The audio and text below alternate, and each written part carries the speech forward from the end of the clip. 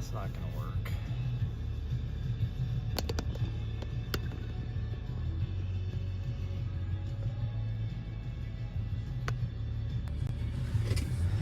I was hoping that I was gonna be able to. Too many bug splatters on my frickin' windshield. Oh well.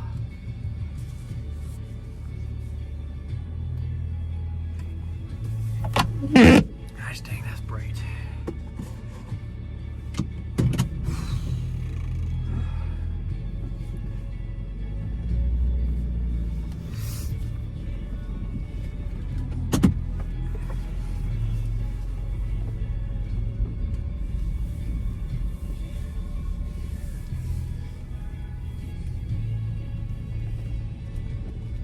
So many old people out here.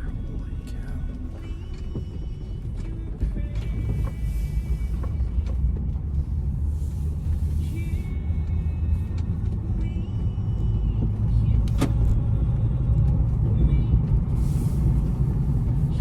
Why the heck did that auto stop?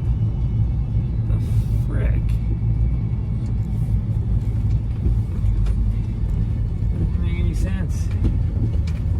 Like, my thing is freaking set to auto stop if I'm not live, but I'm live.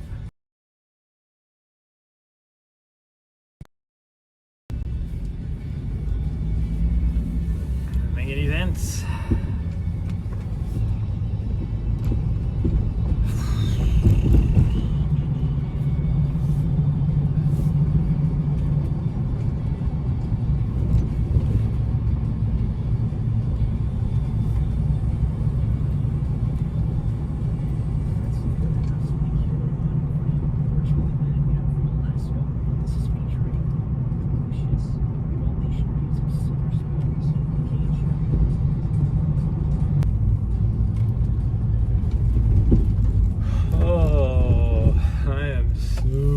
Freaking tired this morning.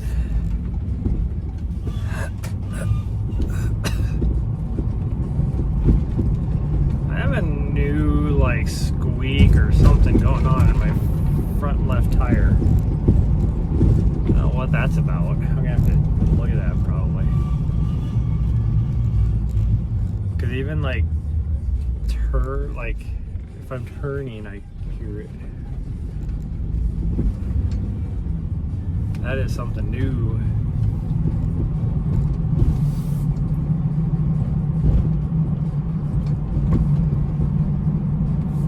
Well, we're gonna try and go to Scratch Gravels. I think the reason why this is unusual for this time of the morning, that there's so many freaking old people up there. And I think it's because it's supposed to get so hot today.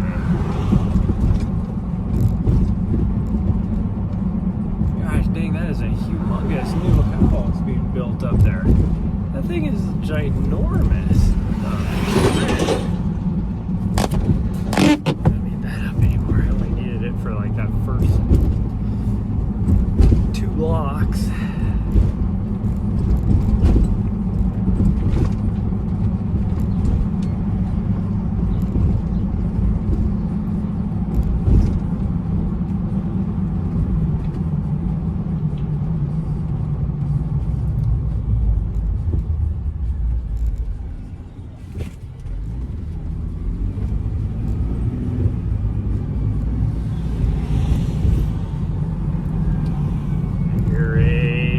Truck somewhere.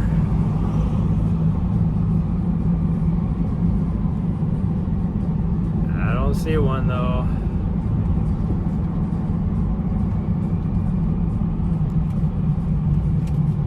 Nobody's pulling over, so it must not be coming this direction. Fire station's up here a ways. It would be weird that I would hear the fire truck that well when the fire station is still like 4 blocks away, but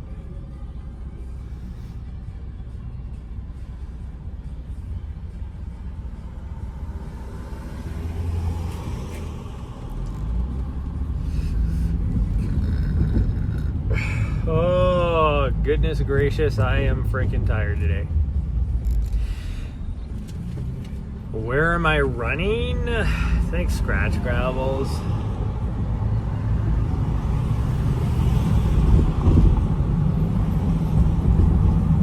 was going to do Mount Helena, but there's like every old person in all of Helena is at the trailhead right now. And I think it's because it's supposed to be so hot today, because normally the old people don't show up until around 9.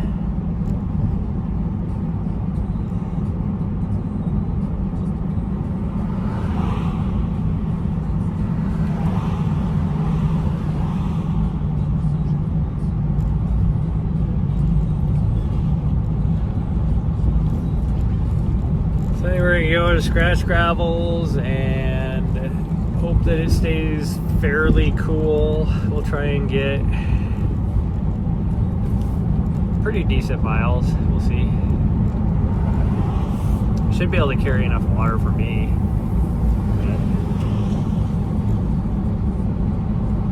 I double checked my email today, this morning, and I thought I had to be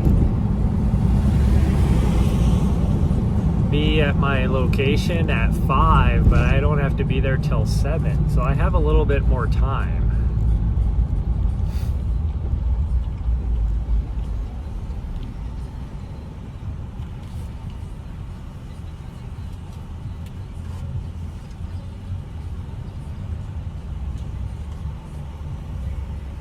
So I almost decided to go hit a big mountain down in the the tobacco roots.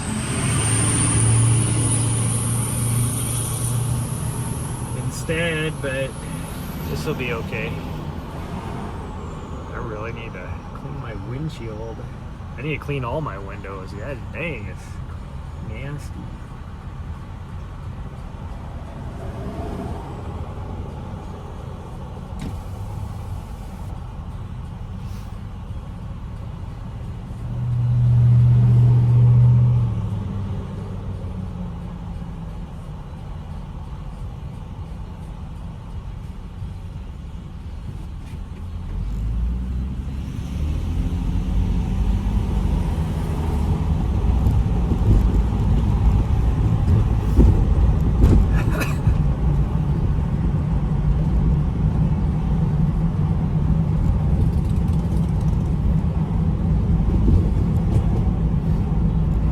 Gonna try and show the drive since I got my phone mounted, but my windshield's so dirty that it won't focus on outside of the windshield. It focuses on the bug splats on the windshield.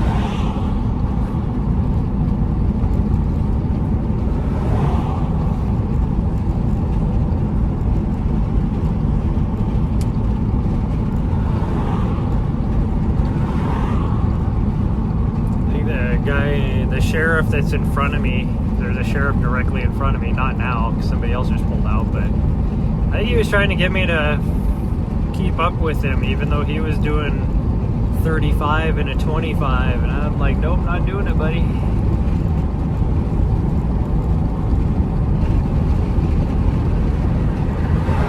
You ain't gonna pull me over.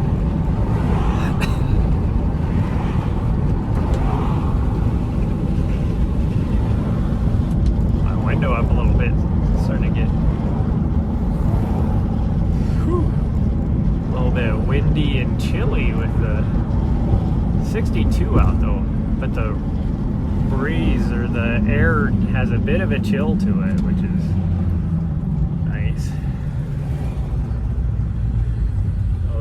people over here playing golf already.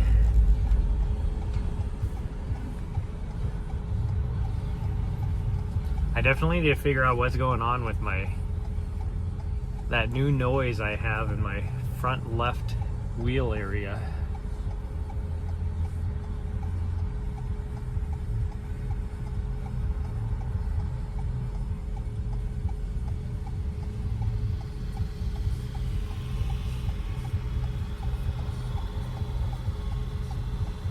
Wow, dude, you have your vehicle sounds like it's gonna blow up over there.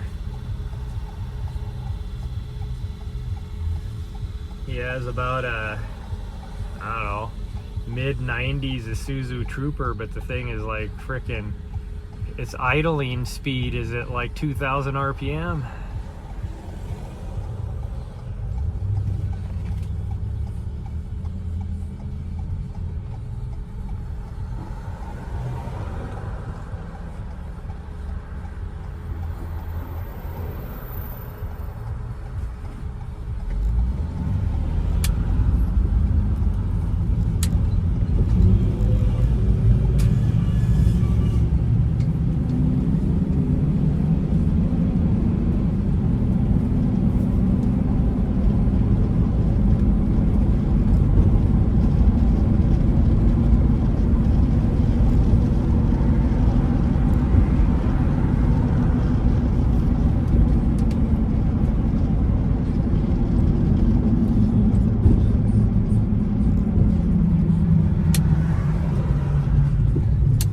If I turn to the left is when I hear it.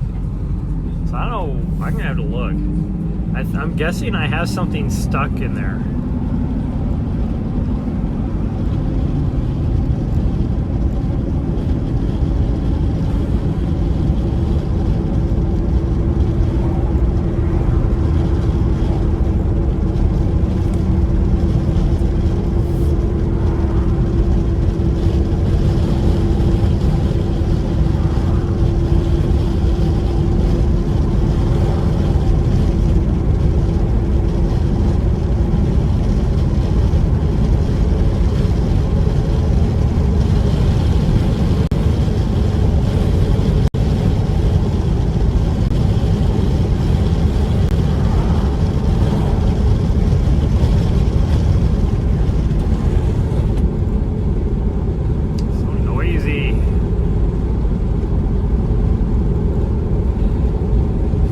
Not having my little butthead with me, but in a way it'll be nice because I don't have to sit there, and it's mentally exhausting trying to maintain, you know, where she's at, I guess, like keep track of where she's at when I'm out on a run, I should say. But it was weird last night not having a snuggle buddy.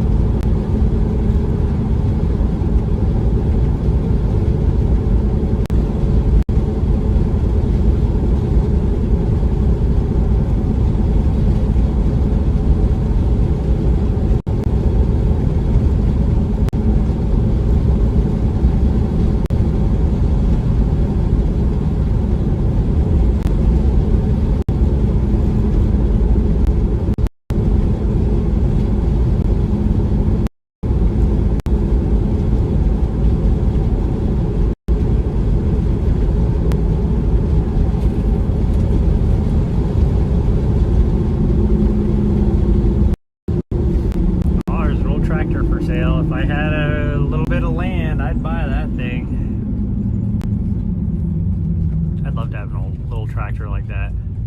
Looks like an old Ford.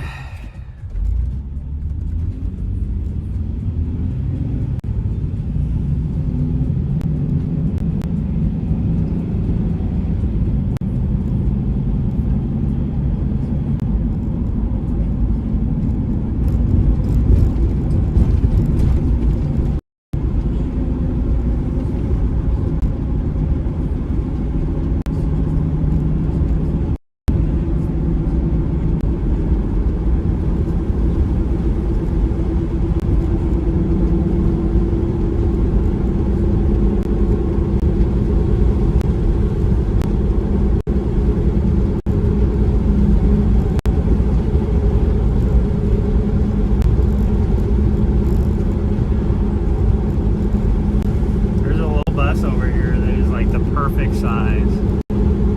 It's not one of the giant ones, but it's not like one of the super short ones either. It's like the exact size of little schoolie that I want to get to convert. Still small enough that you can get into places. And I know they have four-wheel drive conversion kits for those, because I know somebody who has a short bus that did the four-wheel drive conversion on.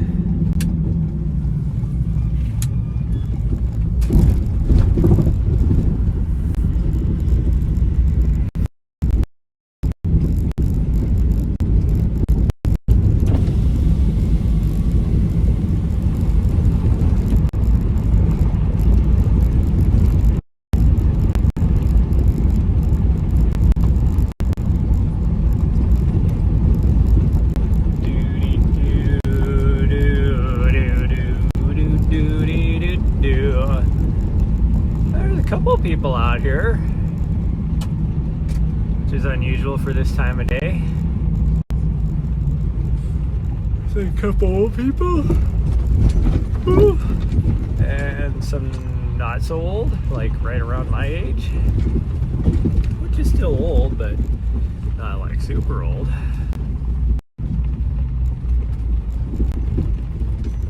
I do not claim to be super young, that's for sure. They're eyeballing me. They're eyeballing me.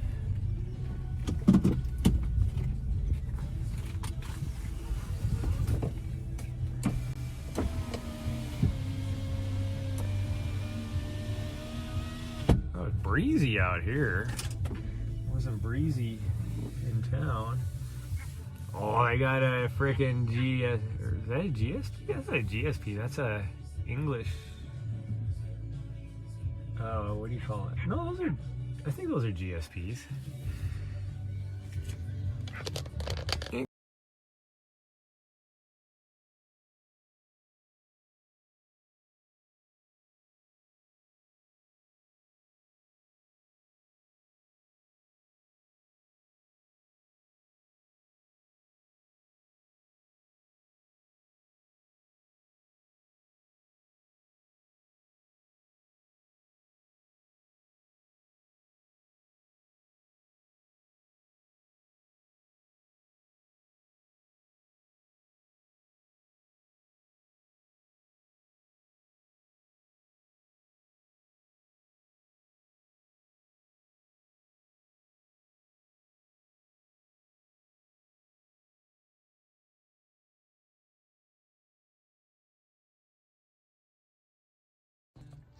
So we're gonna go the direction those guys are going. And we're gonna go up right here, get to the top of that little plateau, I guess you could call it, or table. It's not like super flat. It looks super flat, but it's actually still sloped off that direction. And then we're gonna go over here, and we're gonna climb up that. And then when we get to the top of that, figure out what else we want to do. I think we're gonna drop down the other side somehow, do some more stuff. Maybe we'll come back and we'll climb over here and then come back this direction. We'll see. We'll see. Now that I got time, as long as it's not too hot and I have water, we can keep going. My foot feels way better than it did. Wow, that is bright. The heck? There we go. That's better. I was getting all washed out there. Let them have a little bit of time to... I want to see how motivated I am, because I really don't feel very motivated today. I think I put my shoes on. I'm out here in my freaking flip-flops.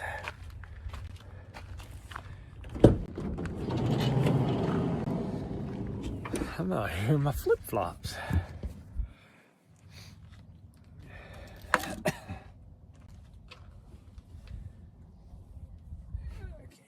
there's my socks. I don't know what shoes to wear. Oh, somebody was up at the oh gosh dang, the upper trailhead.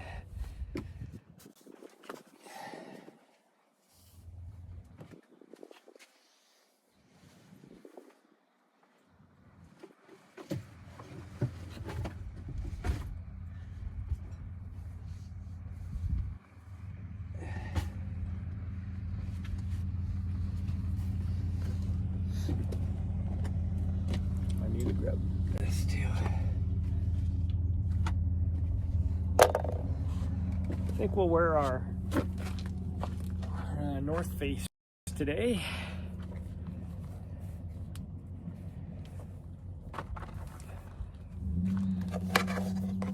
Put this on. Right now it's like perfect out. The temperature and everything is like super nice.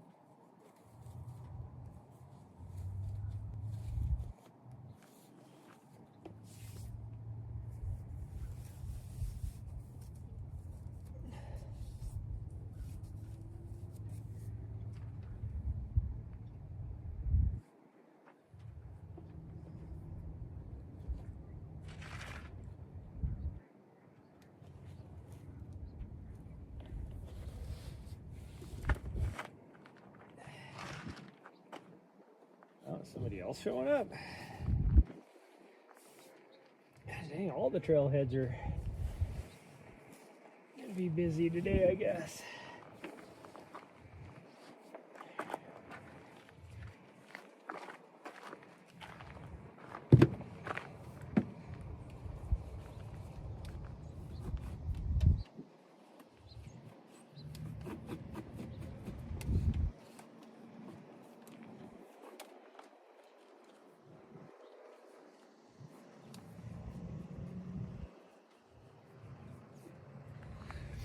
That guy's going up to the upper trailhead.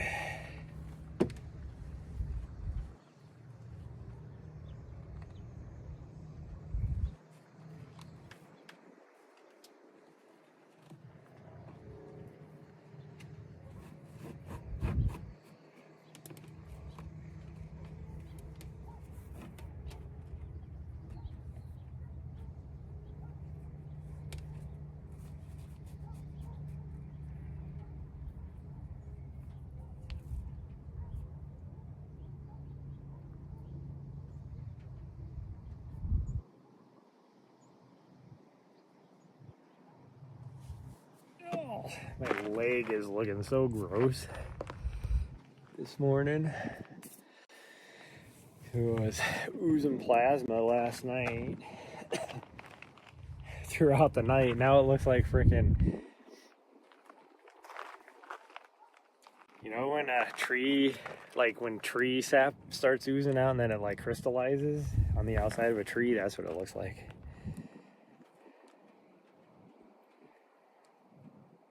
Oops.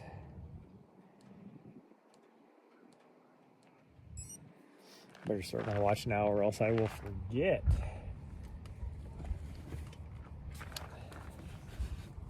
Oh, and I need to fill up my waters.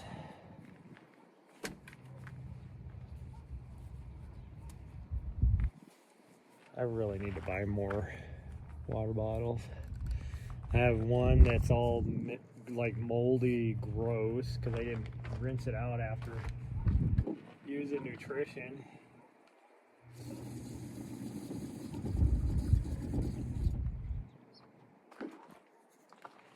And then I have one that's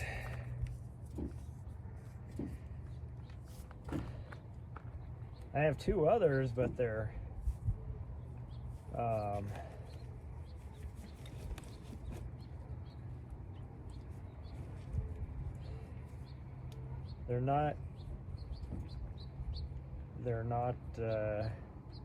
I don't want to say it, sanitized for potable water, because I was using them for my dog, so I was just dipping them in the creek.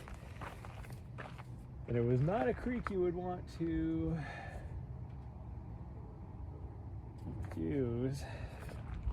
I'm just gonna, I think I need to probably take some calories. I could just take some, I got calories, I'll be fine. I guess we'll just use this one.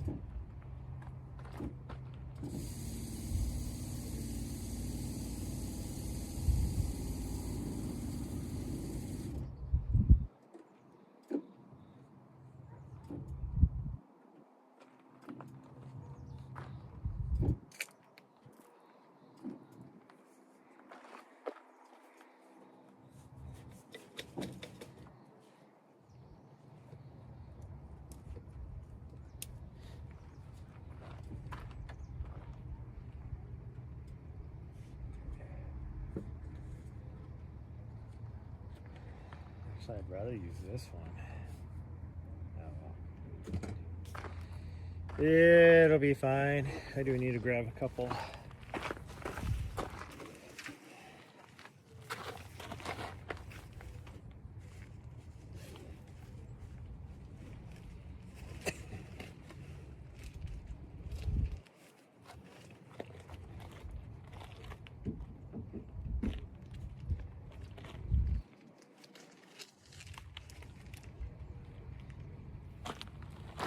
Take some stuff out of my bag.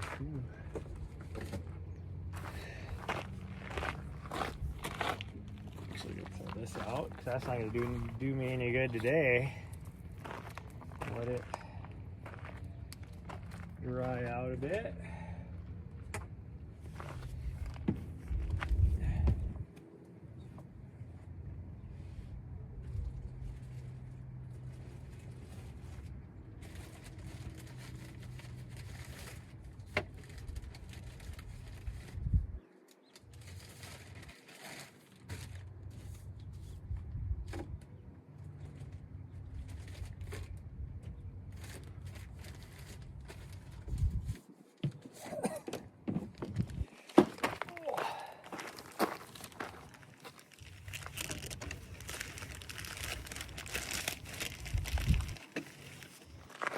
That in there.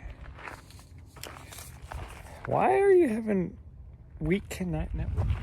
I swear, I'm getting kicked off the cell towers.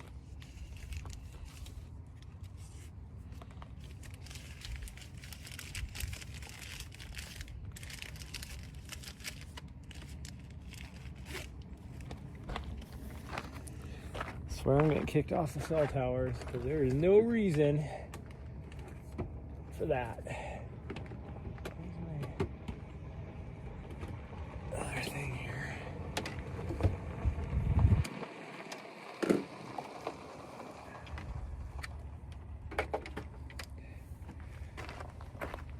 Just dang, everybody's showing up right now, I guess. What the heck? There we go.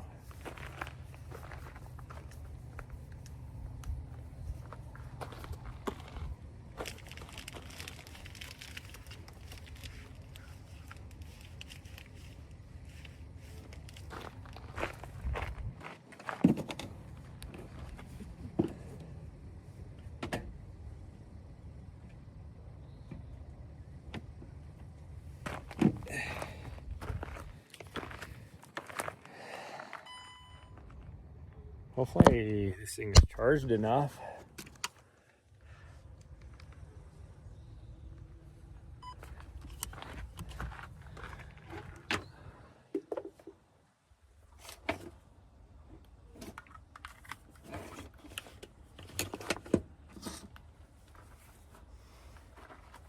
I need sunglasses as well.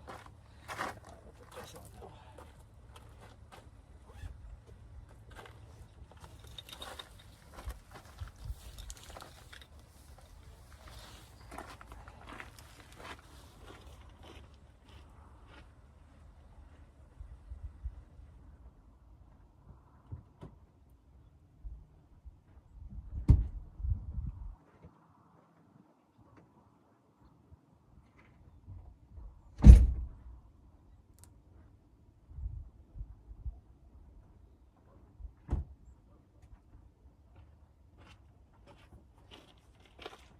What the heck is going on here?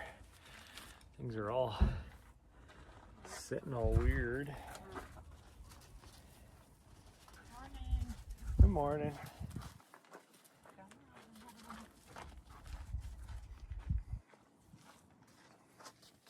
I guess that'll work.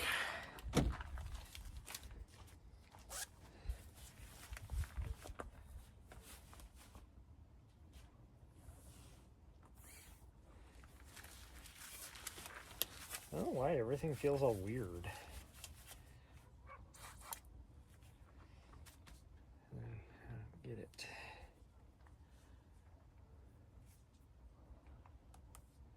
Like all sorts of weird.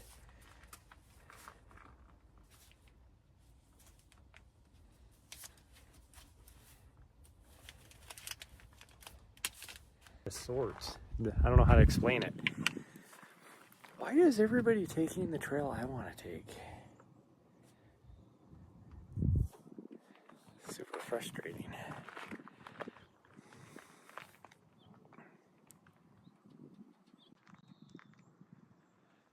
Like there's all these other trails you could go, and everybody's going that way.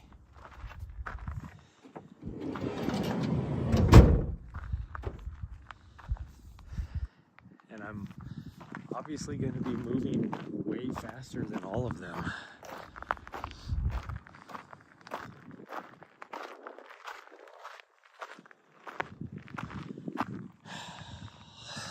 Like, if you're going to go, why wouldn't you go this way?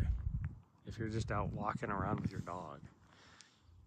Like this lady is. She's throwing her frisbee for her dog. Or those other people that were out here with their GSPs. It's like, why can't you go that way? Everyone got the memo, yeah. Well, and even though right here it's not too busy, there's what, 3 other vehicles other than mine at this trailhead. But for 8 o'clock in the morning, that is unusual for this trailhead. And then the upper parking lot up there, I know there's at least 4 or 5 people up there. And then we were over on Mount Helena this morning because I was like, oh, I'm just going to do Mount Helena, get some good miles in. And then, but it was so busy.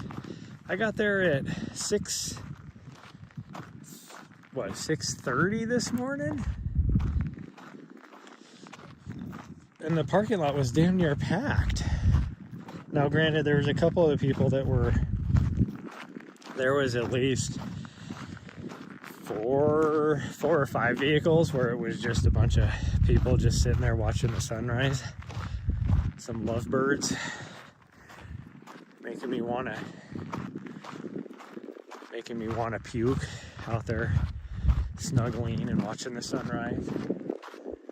Mostly because I was jealous, not because I, whatever. But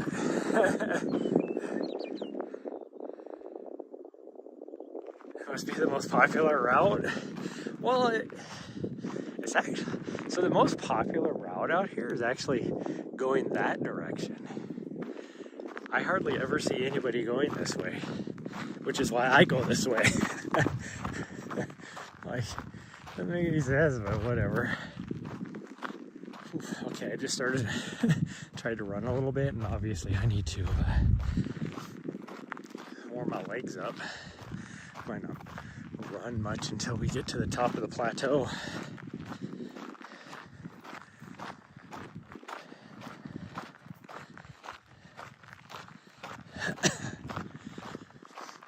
But the Mount Helena trailhead was so busy, and it was all, it's like I was saying on the drive over here, it was all older people like this lady, you know, in their 60s or older, which is very unusual because the old people don't usually come out until about 9 because they wait for all the people that are, you know, still going to work and stuff to clear the trailheads. It was all freaking old people out there up at Mount Helena. And I'm guessing it's because it's supposed to be pretty warm. Like yesterday, I got back here into town at like 6:30 and it was 93 still. I don't know what it actually got for the high yesterday here. It was still 93. When I was dropping my dog off in Great Falls, it was 97 in Great Falls. And there was at least one point, I don't know when it was. Let's see, she's turning off to the left at this other trail junction. So she's not even going up in the, up on top right here. So I was like, why wouldn't you just go the other way? She said, that's all you're gonna do? You could have gone straight. But there was one point where I think it was kind of by Cascade. It was 101.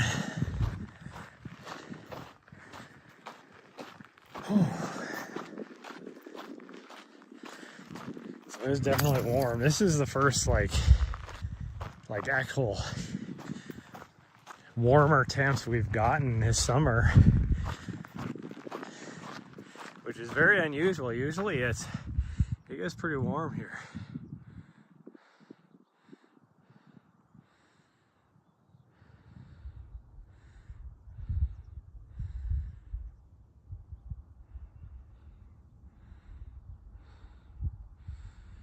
Watch the, is amazing, no views, like it anywhere. Yeah, it's pretty nice out there, but me, I like, if you're just trying to go somewhere really quick around Helena, yeah, Mount Helena is awesome to watch the sunset, the sunrise, but there's better places. If you're willing to even drive like 20 minutes, there's better places. Maybe not to watch the sun rise. Well, I would argue that if you can get to the top of this peak right here, that's probably the best around for sunrise. There's another place, if you can get down South Ridge, that I would argue is better for sunsets. It's my little secret sunset spot that I have taken. I think I've only shared it with 2 people. One girl that I took on a little date there. I guess you could call it a date. It's not going to went well. I never got a second date out of it. And then the other one is just one of my friends.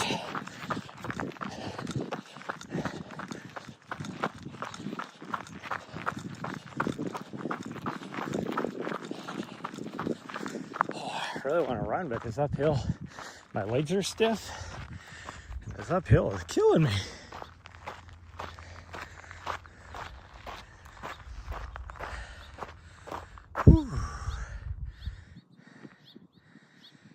How romantic.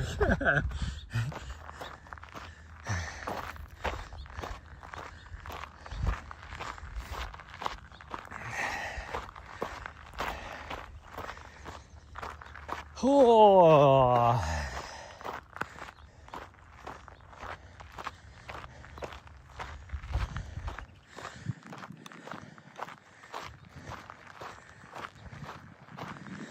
As folks, I was bored the other day, and I haven't done anything on Tinder for a long time, but this is when I was up back in the back country. Well, the nearest, like, I guess you could say ping, you know, for anything was Great Falls. And so I was just like swiping in there.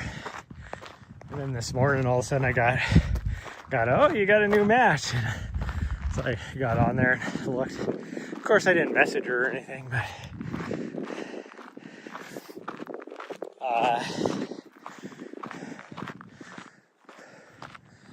it's like, well, that's unusual. I don't ever get that. some girl from Great Falls at like 6:45 this morning. Like, so now I'm like, what does that say? Like, a girl that's like on Tinder at 6:45 in the morning swiping on people.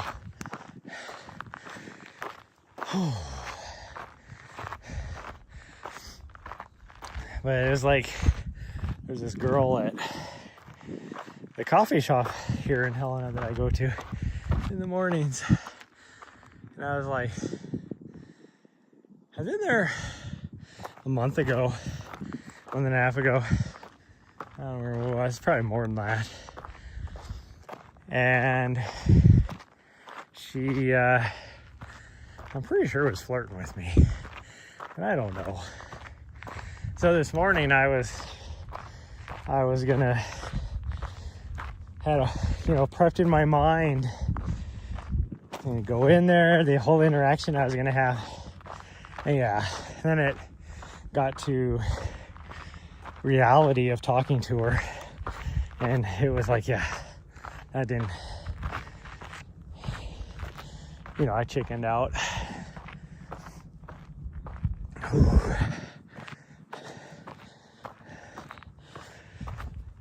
Oh man. Okay. Well, I know I'm gonna, she might be one of your dreams.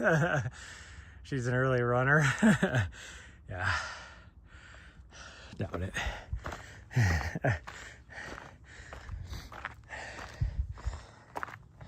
I know for part of this little canyon we're going up, or draw, gulch, whatever, many names for it. I know the signal gets a little iffy in certain sections, so. But then also, once we get up on the plateau, it goes in and out, which kind of makes sense, because we do have like little ridges blocking the cell tower line of sight. But then when I get up on the side of the hill and we start to climb, there's like a dead spot, which makes zero sense, because I have a line of sight of like three or four different cell towers. So I'm just gonna go on there. I guess we'll find out.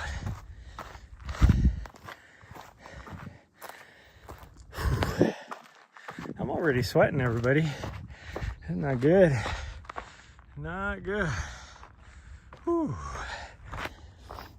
I think my dashboard's broke too, because I got, what, at least we got two people talking, Anarchy and Spice Girl, yet my dashboard says I have one person watching.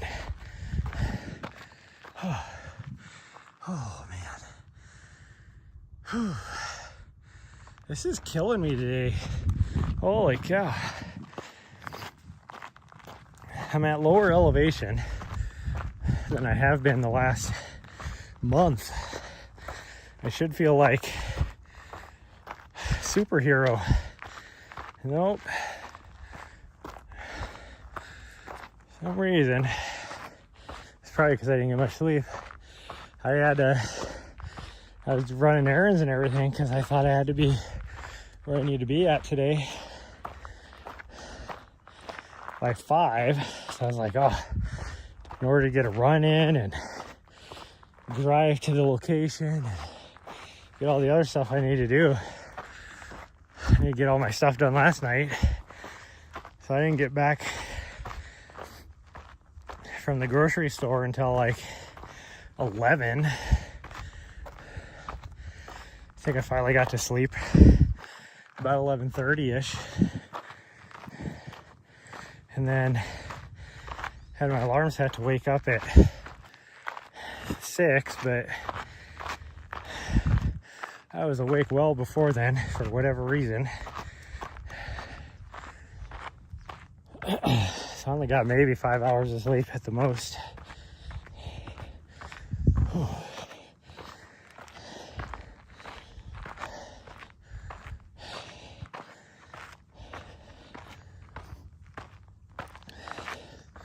This isn't even the top right here. We still got one more up to go. For sure. Oh yeah, we do. Absolutely we do. Oh man.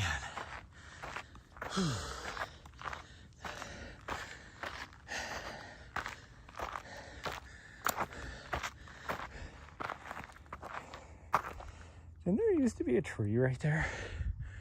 Or is it up here further? I thought it was right there that I used to bunk my head on. I thought for sure it was right there in that stretch.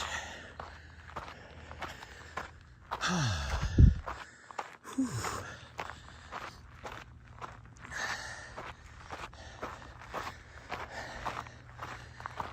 am sweating. Oof. And my leggies are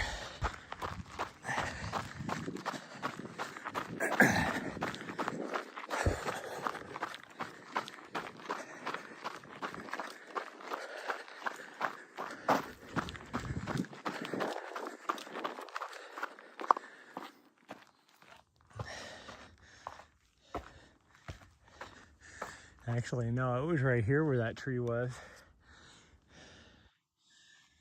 I think it was probably that tree right there that's now laying over the trail. Looks like another tree broke. Or it was that one. It was probably that one. It looks like somebody finally cut it.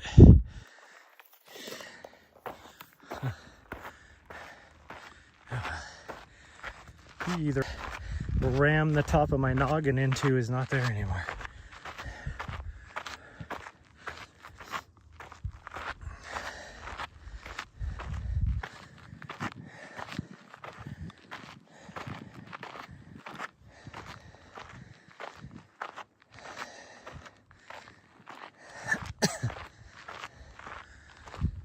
Oh man.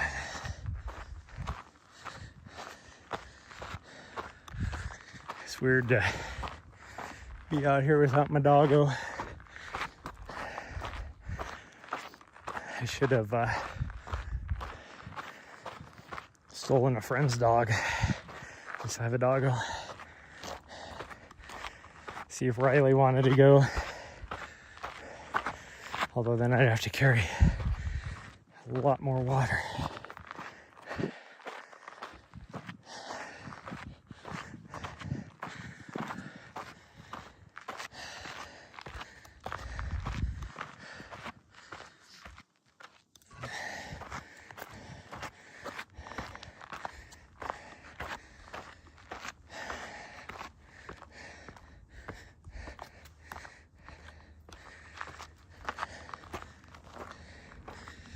Hey, like the video of that one guy that's always stealing his friend's dog. The guy's always catching him on like his ring cam or whatever. like, quit stealing my dog. He's like, I'm not, I'm just doing whatever. And then you see him like trying to sneak out the dog. He'd be like, put my dog back.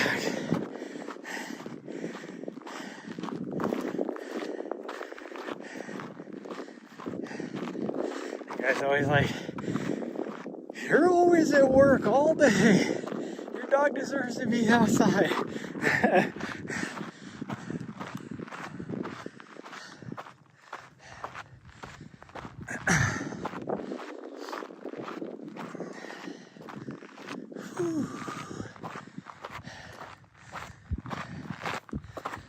Sweat is running down my face. It's already running down places that are unmentionable too. Oh. Hey. Okay, now we just got way over to there. You're about to walk your sister's dog. So she's gone. Butthead.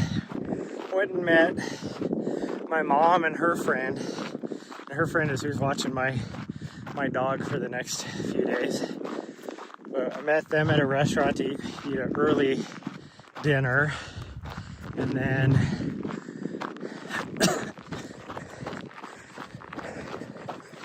I thought I was gonna have to go drop her off, but her friend was done working for the day. Because normally she has to do some more at nighttime as well, because she works at a university like cafeteria, I guess you could say, food court or whatever, dining facility. There we go.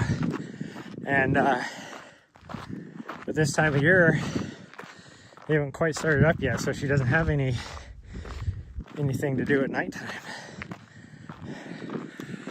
Yeah, so she was gonna take Nari, and Nari trying to get her to jump in the vehicle, and she wanted to go to Grandma. Like Grandma was getting into her car, and she just jumped right up into Grandma's car, and then I couldn't get her out of the car. And then when Grandma left, she jumped back in the van. I was like, no, come on, you gotta go with Kelly. And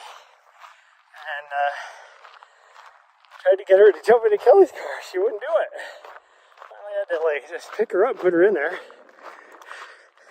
And then as they were driving away, Nari was, kind of looking at me like, I'm being kidnapped, Dad, save me. And she loves Kelly. Like, she got excited when she saw Kelly. Well then, I didn't even make it out of town, and because Kelly has like 4 dogs, and Kelly sends me a picture, and she's already just having the time of her life playing with, they were playing, she was having the time of her life, and then,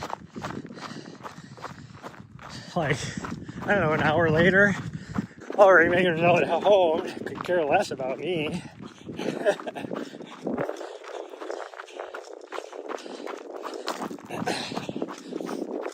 Last time when I went to go pick her up, she was, like, I rolled in, she was excited to see me. And then I was like, okay, let's go. And she was like, oh, no, I'm good here. Like, no, you gotta go.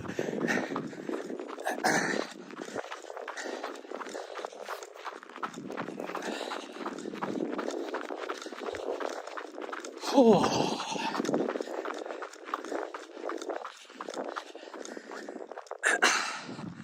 God dang, I cannot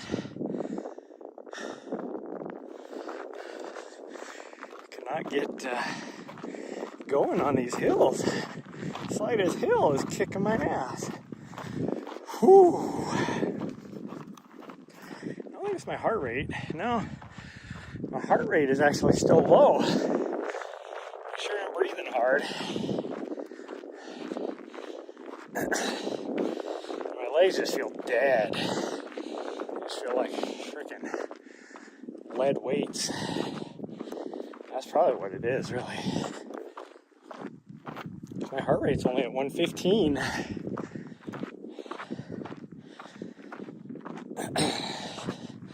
It's the thing I didn't go and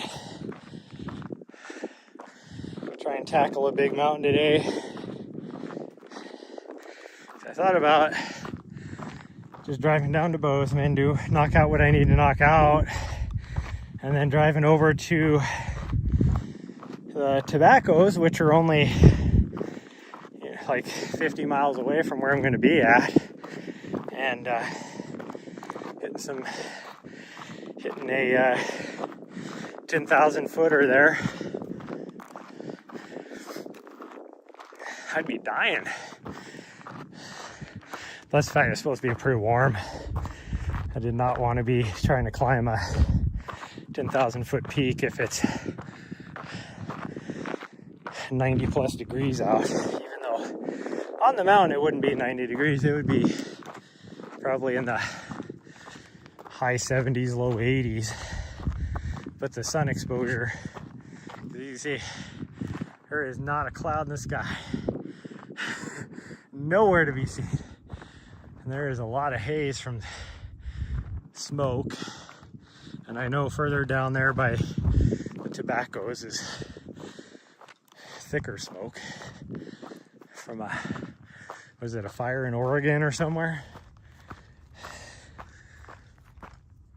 Because there's not a lot of fires in Montana. There's like some smaller ones, but not anything big. Oh man. Whoo.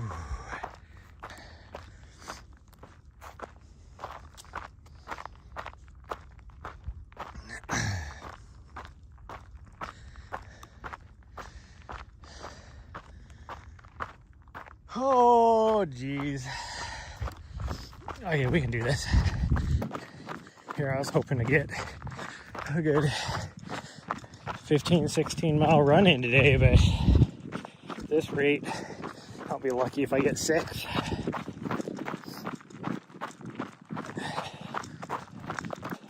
The way I'm feeling.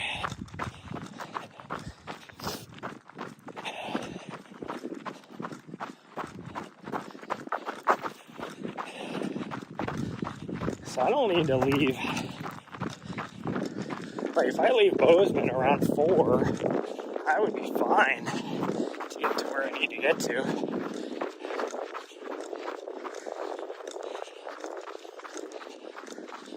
So if I get down to Bozeman around noon, I should be okay. So that means I got, what time is it? It is 8:30. So I got at least probably 2.5 hours I can be out here.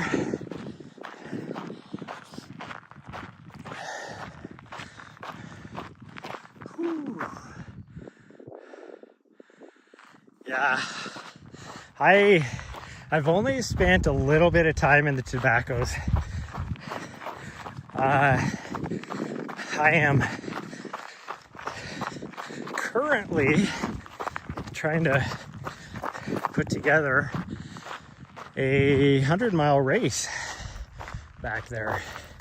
So there's some places I want to explore because there's a little bit of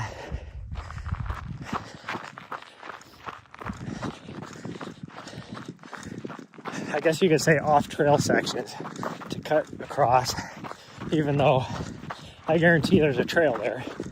It's not on Cal Topo, but in order to connect the route,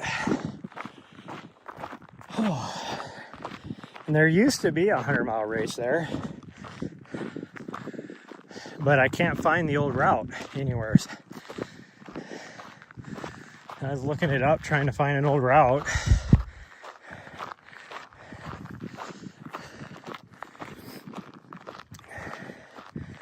I'm also still working on a 30K race here. I did draw out, it would be a second shorter loop for a 50K race as well out on these mountains right here. There's plenty of races up, by Mount Helena, Mount Ascension, in that area. Lots of stuff there. Well, hello. Oh, you just a happy dog. Sorry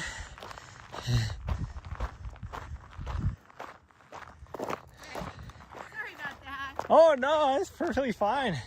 Beautiful up here, not so beautiful out there. No, yeah, exactly. Some wind coming up and blow that out. Yeah. Have a good day. You too.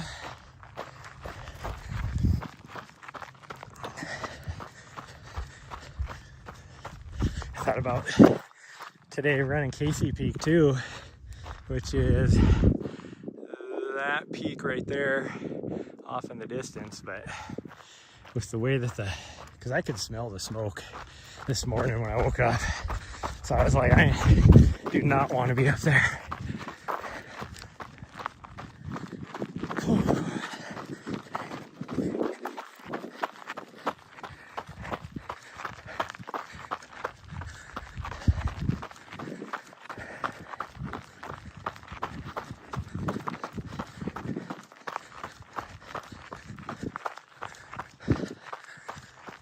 The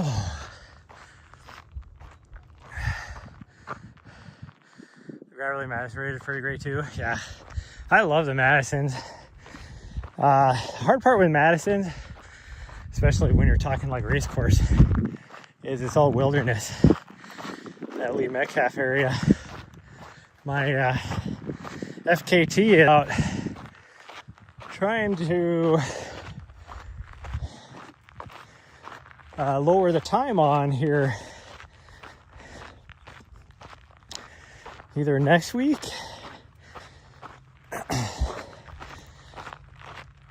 or the week after. We'll see, because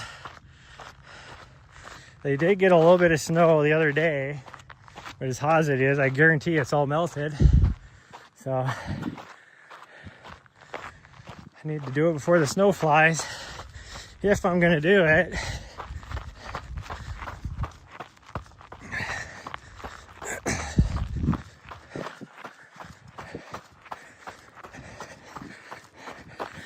And for those of you who don't know, FKT is a fastest known time. There's a website that tracks all these times.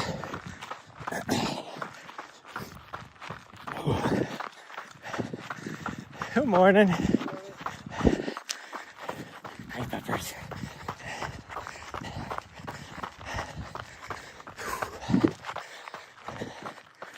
And I beat the previous FKT by about 45 minutes last year. But in retrospect, now that I know the route and all that, I could easily drop another 20 to 40 minutes off of that. And from what I can tell, this next winter, oh man, this next winter is gonna be a doozy. So I don't think anybody's gonna have a chance to take me down next year. So I will at least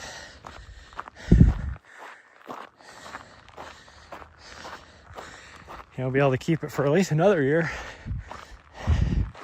I'm worried about this year because I think somebody's going to try and take it down based upon the conditions.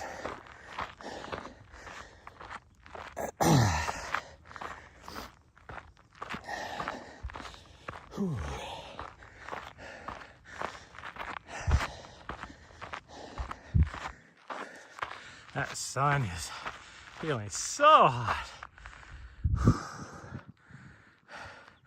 Now, once it snows, it is not good. I mean, the mountain I have is that I have the FKT on is Blaze Mountain, which is called that because the the blaze or the couloir or avalanche chute, whatever you want to call it, has so much snow in it usually that you can ski, you can do summer skiing on it. But last year there was still quite a bit of snow, but there was at least, it has melted enough that there was a route you could go up along the edge. I mean, the previous FKT was from like 2019 or 2020, something like that. So it was like 4 years. And it was a multi-sport FKT. So you run down to the base of the mountain, and then they were ski mowing up, skiing down, and then running back. I was the first person to actually just run it. And you could do it every year as long as you have traction devices of some sort, or like some micro spikes or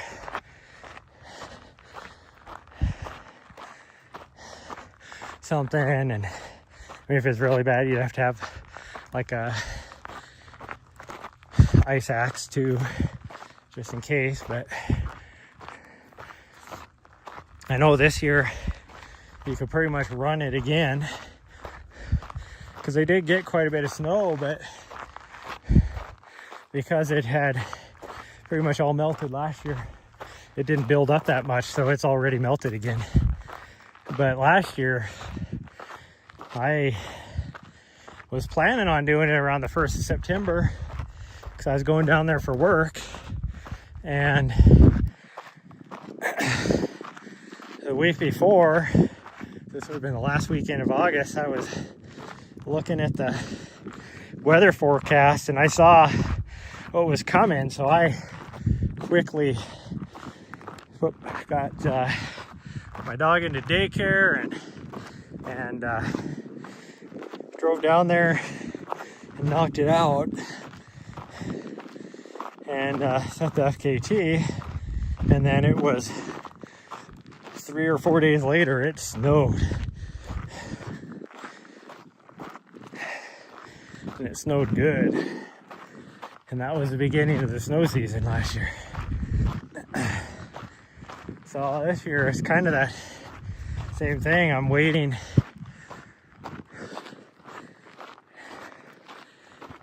to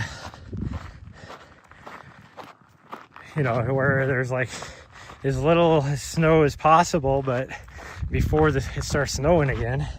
And like I said, it already, about 4 days ago, it snowed up there. But it was just a little wet dusting of snow.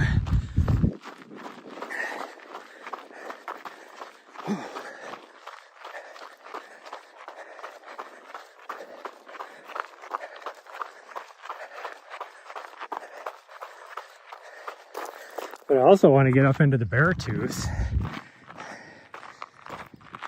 And it wasn't until just a few weeks ago that you could really do much up there.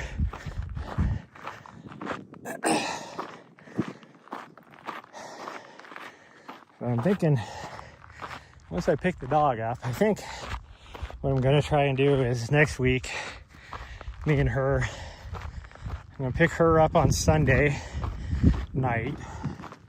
And then I might stay the night with my mom. But I think we're gonna drive down and spend a few days playing around in the Beartooth next week.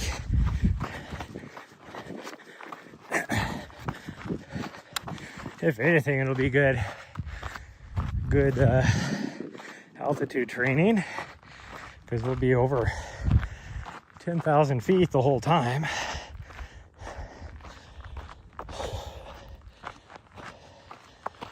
And then we might cruise over and try and knock out highest peak in Idaho. I was looking at a video the other day, and because I've been reading about it, and I was like, I don't know if my dog's gonna be able to make it up there. And then I saw some pictures and I was like, oh, my dog can make it up that.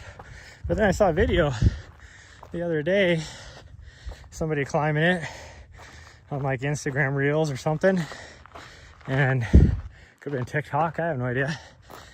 And I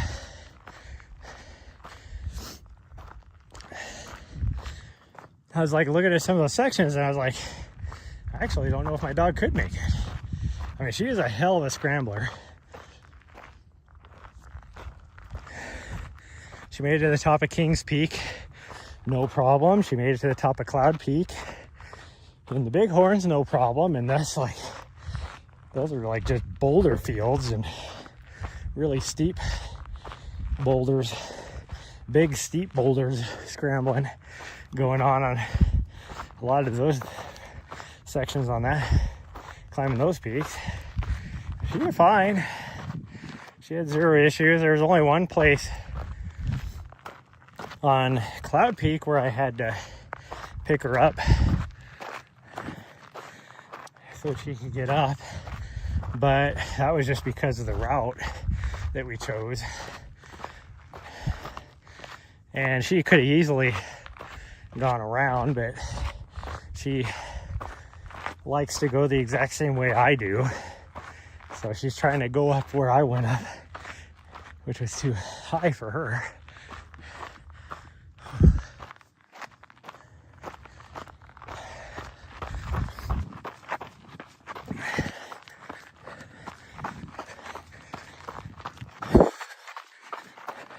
I really need to start doing a little more work on this race course that I want to do here.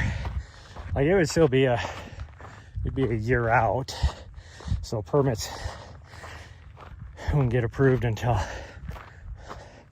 at the earliest around the February, March time frame, but I need to start working it.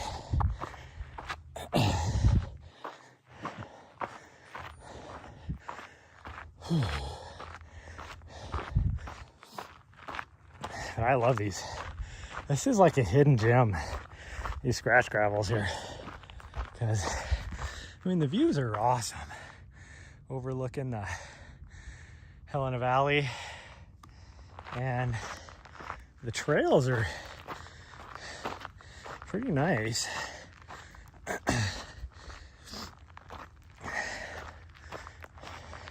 Now, my idea for my race course out here and the time of the year is it's going to be hot, because it is hot and dry out here. There's zero water.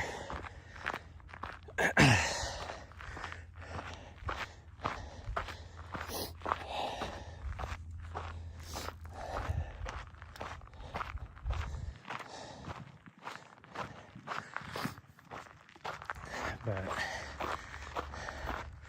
it's a cool area, and I never really spent much time here up until a little over a year ago. Like, I'd been up here a couple times, but never explored a lot of these trails. Like this trail I'm on right now, a year ago was about the first time I ever went on it.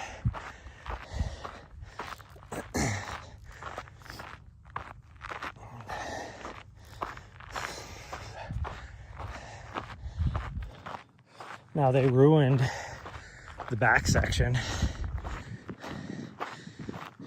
for reasons, as they say, fire mitigation. They just mowed down the whole forest, and it used to be such an awesome trail going through new growth, and they completely destroyed, mowed down, like just mulched it, all the new growth.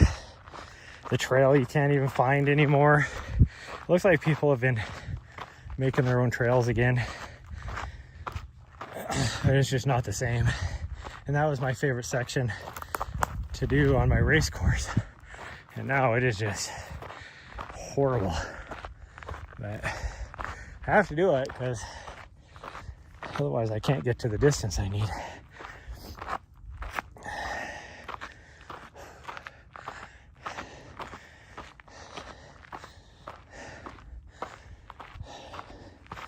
Oh man, I am just sweating. It's nice coming in the shade, but that sun is already hot. It's supposed to be like, I think mid-90s today. Whew.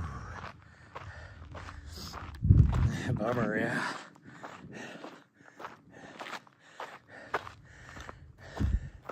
There's still one section where you can see what it used to be like, and the only reason why that section didn't get destroyed was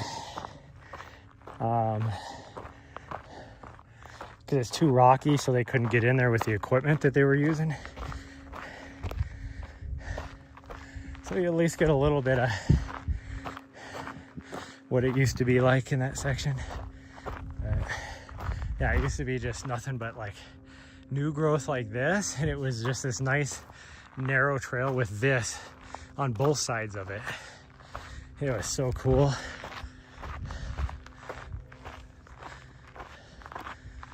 And by new growth, like even these,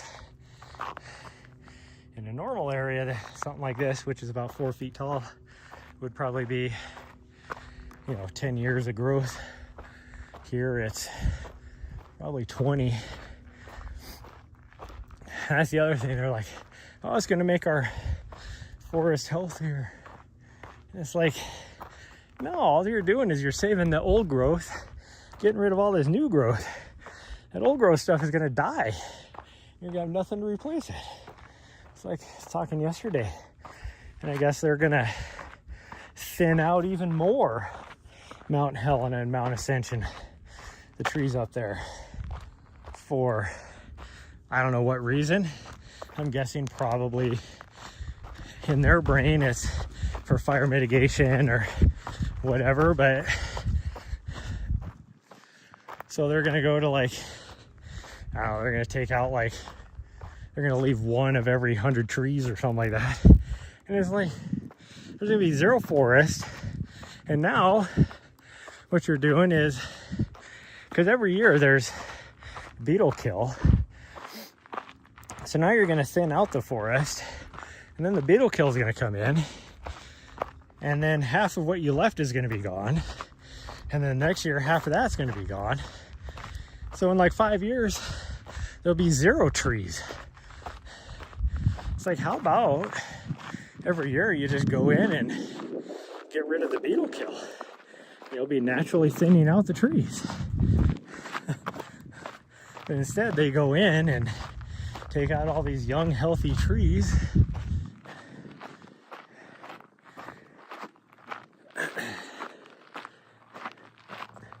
And the beetles don't like the younger trees, they like the older trees. Older trees do have a little bit easier job of surviving through the pine beetle.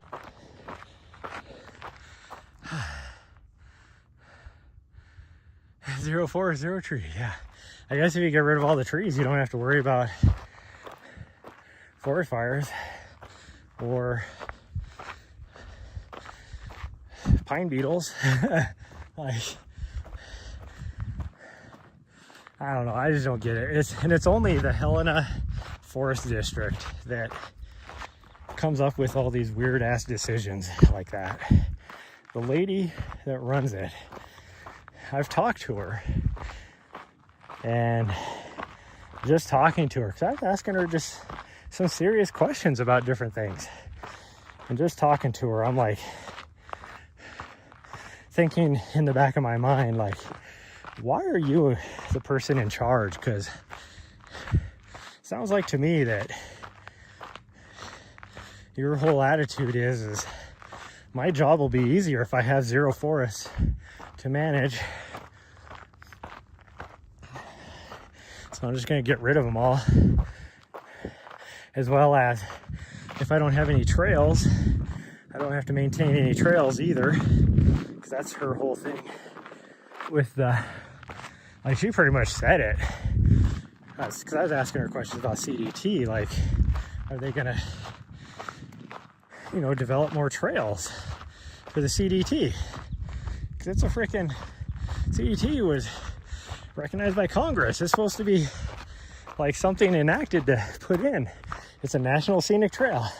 Mowed down on top of McDonald Pass over here. They have common sense, I know. They mowed down this big swath of trees up there for fire mitigation. Like, it looks like they just went in there with a giant mulcher. But, and because of them doing that, they did it on one of the only actual trail sections. The forest down like a mile on each side. I went up there, you couldn't even see where the trail used to be because it's completely covered by freaking wood chips and huge ass log splinters and stuff. And so they closed the trail down. And they're like, oh, you guys can go down to Rimini Road and just take it up, and then jump on Priest Road and take that back up to road and take that back up to CDT. And then you take that up. So if you take that up top of Priest Pass, then you have only like a maybe 2 mile section of actual trail. And then everything is from that section has always been just forest roads, because Helena Forest Division is like, there's a road there. They're like, why would I want to put in a trail if you can just hop on a existing forest road? It's like, because it's supposed to be a trail.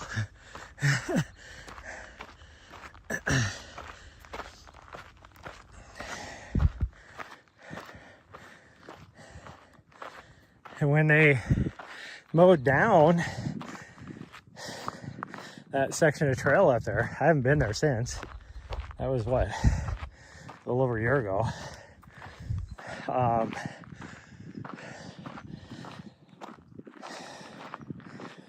Like I showed, like the organization I'm getting ready this weekend to do trail work with, Wild Montana, I showed the guy from Wild Montana what they did.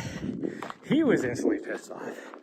And their organization can't really say it because, you know, they're an NGO. They gotta, their livelihood is, you know, working with the Forest Service to be able to do what they do. So they get, you know, grants from the government to be able to do it. So they couldn't tell them that they disagreed with their decision to do what they were doing. But man, they did not like it after it was done. And then, so they were instantly going to be like, well, we need to go in there and clean that trail up. And maintains the trails in the Bob Marshall Wilderness. As long as she don't give a crap, yeah. That's all she's in that job for, yeah.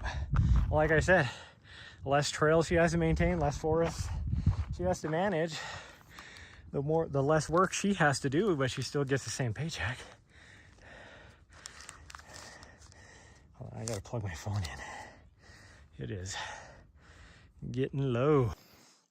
There we go. Let's go over there. This is all off trail, even though so many people go over here that there's kind of a little bit of a trail. Right here you can see a little bit of a trail, but really this is off trail. Let's go up to this peak. Better views on this peak, and then we'll go up over the top of the mountain over here. And then that's where I start getting into crappy signals and stuff too, but that's okay.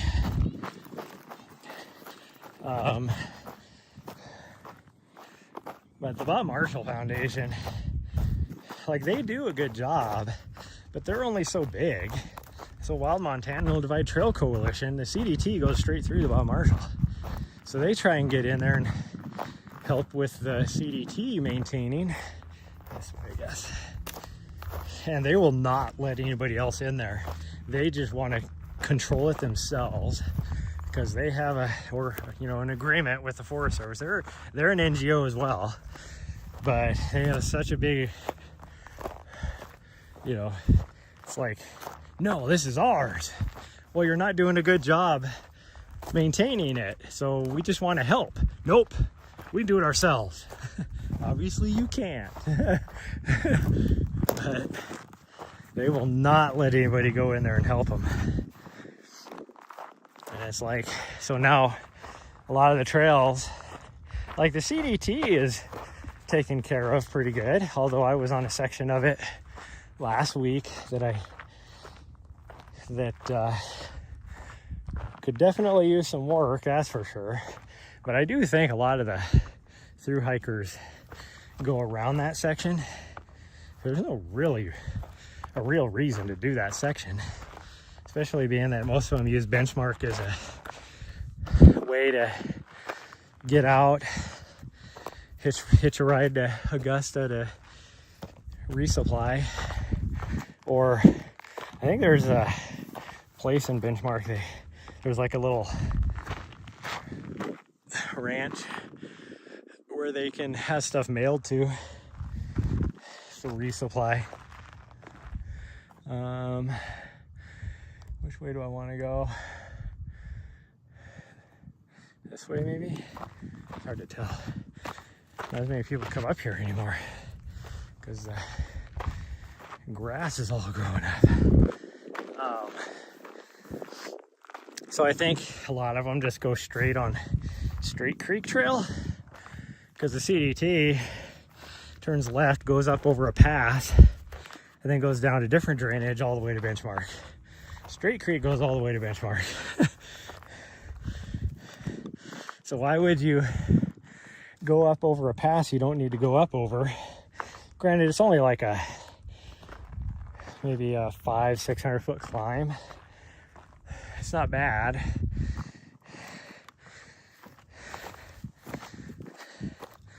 But that section over there, pretty sure doesn't get used that much. I didn't even see that many footprints. And it was fairly muddy when I went through there. Although I went up to the pass here last night to fill up my waters, and there was a thru hiker trying to hitch a ride down here to Helena, and I always help him out, so I picked him up. And I was talking to him, and I was like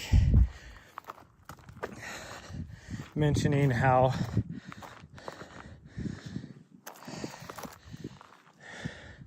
last week I didn't see a single thru hiker.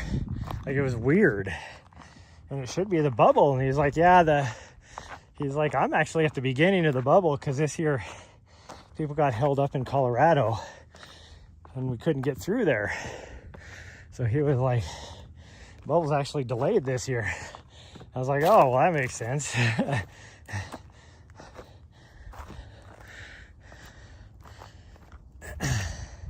Because him and another guy, they actually pushed through a little bit earlier.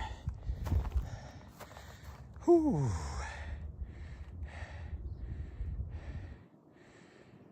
They don't do it for any other reason than that.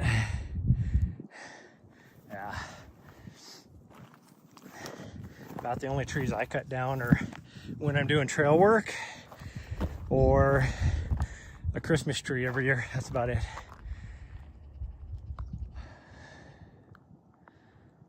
Man, it is so hazy down in this valley. I really wanted to do that Strava segment over there. Take down Adam Peterman, one of the best ultra runners, trail ultra runners in the world, and he has the CR over there. And I really want to take him down because my time is only 3 seconds. I went out there. Last time I ran it, I was feeling pretty good.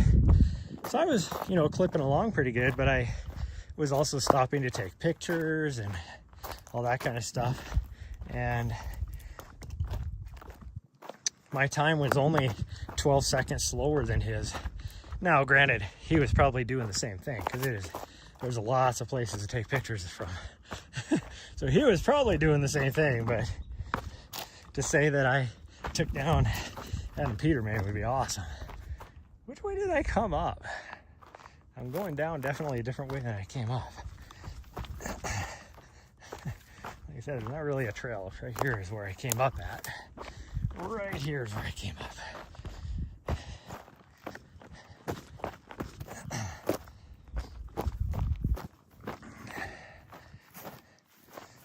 Okay, we're gonna go over to the taller peak over here and then figure out what way we want to go down.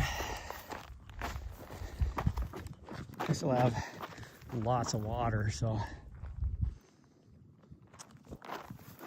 we could probably do the second highest peak and then just swing around the bottom side.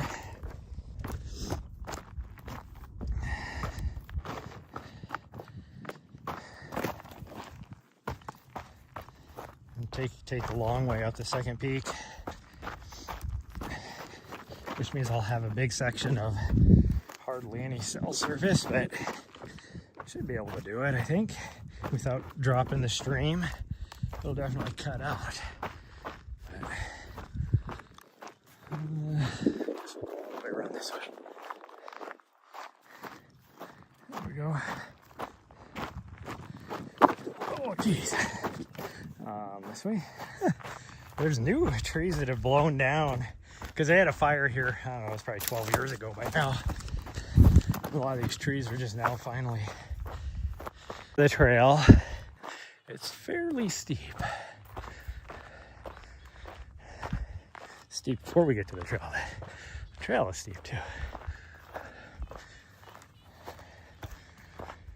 Oh.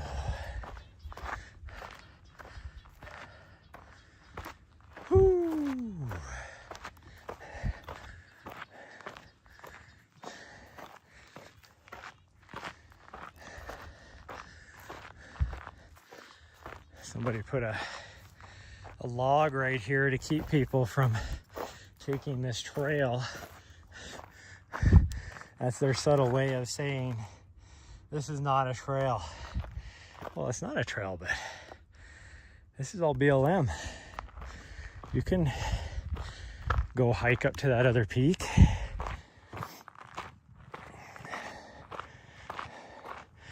That's the thing, there's no sign here saying that you have to stay on the trail because this is all BLM. This isn't Forest Service.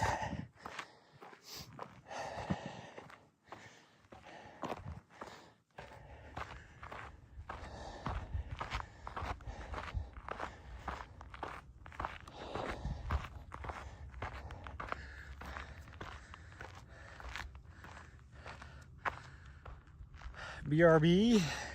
Yeah, it looks like I'm going to BRB as well as my signal keeps going in and out.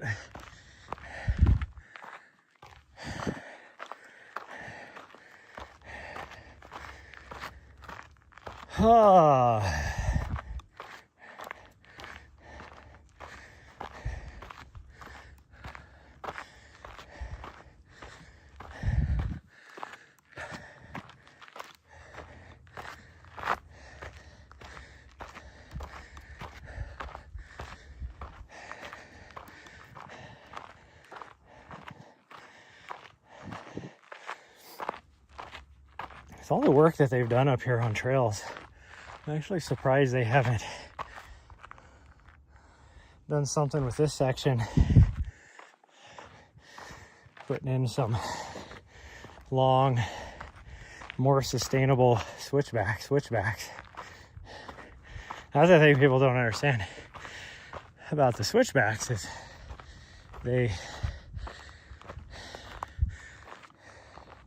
it's not really to make the trail easier, it's to make it more sustainable. Because the steeper the trail, more susceptible. Although this trail doesn't look like it's too bad. But also, they don't get a lot of rain up here. it can rain, just be downpouring in Helena, or even just south of Helena, or even north of us, and there gets zero rain here. Just the way the topography is, the clouds just kind of go around this instead of going directly over it. Oh man, heart rate. Oh.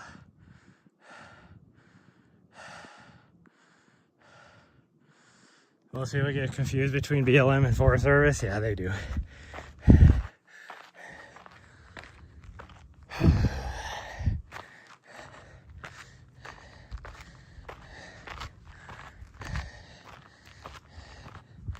They absolutely do. Well, I was talking, this is a couple years ago, when I was in DC, and I was talking to one of the people that lives there, and her that was in my building, and went to the dog park with her and stuff all the time. Hey, we hit to the top, and she was like, where do you stay at when you're, you know, out back west doing your adventures or whatever? I'm like, I just find some BLM land, you park on for a bit. And she instantly was like, I don't know why they need to own so much land and blah blah blah. And I'm like, what are you talking about? Well, then her mind instantly, when I said BLM, was the Black Lives movement, you know, Black Matter owning all this land. I'm like, no, it's Bureau of Land Management. BLM. Yeah, see, there's no views up here. That's why I wanted to go to that other peak. So we're gonna head.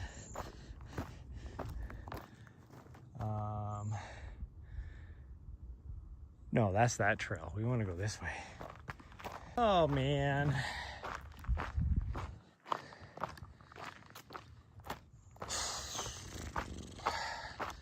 Could drop down over here and then come back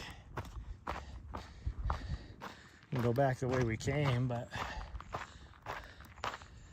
I think we'll, what are we at? I'm at 1,600 feet of vert. I think we're gonna go over to this other peak. I'll easily have over 2,000 by the time we're said and done, but I'm only at just about ready to hit 3 miles. 5 miles? Guess we'll see. Might be able to get a 10K. The other peak for a few minutes and all that. And I don't have my climbing legs today. My legs feel dead.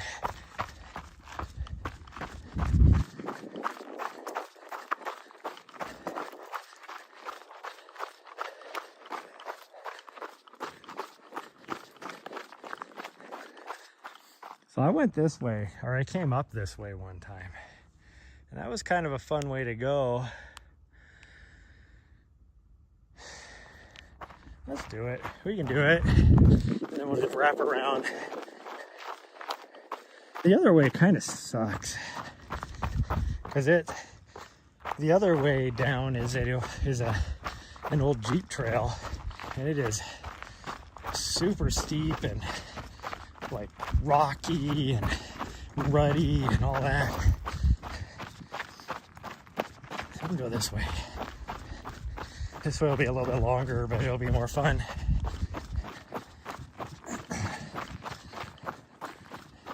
In fact, I'm actually thinking about switching up my race course and incorporating this trail instead of the way down that I originally had planned. I don't think it'll be any difference in distance, actually. This way is way more fun.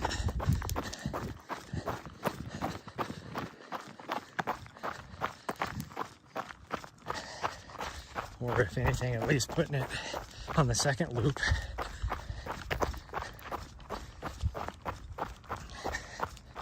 On the 50K race course. it's a little bit slippery. My shoes I'm wearing don't have the grip for stuff like this because they're a little bit worn. I've put 400 miles on these things already, so they only started off with 4mm lugs, so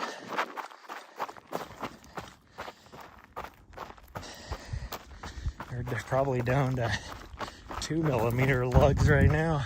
Nothing to grip into this super like pea gravelly sandy trail, and it's pretty steep, so I feel my feet wanting to just slip down.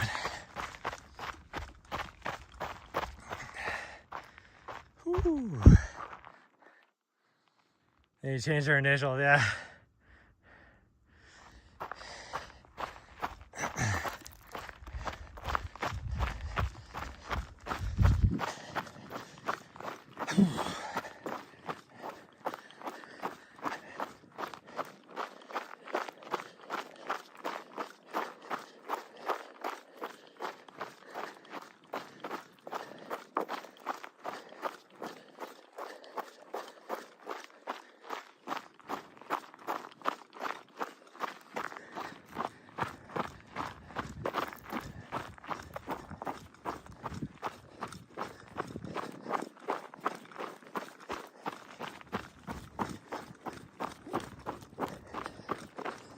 Oh, this trail's so much better than that other trail.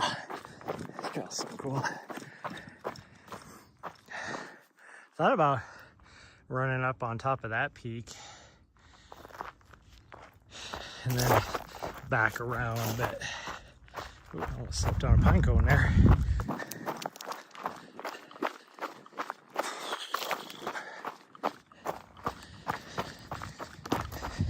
And this comes right out. Like this trail junction comes right out where that other trail dumps out at too. Like they're right at the same place. So I said I don't think there's any difference in distance at all on this.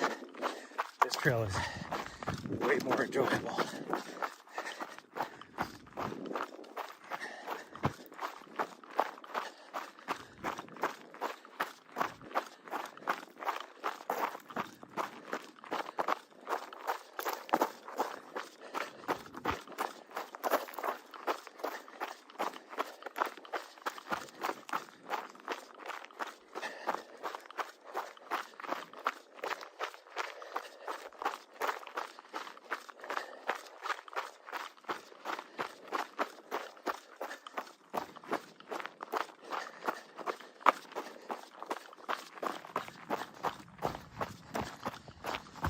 I'm sweating so much that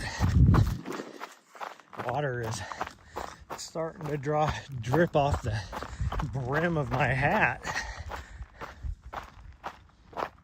Whew.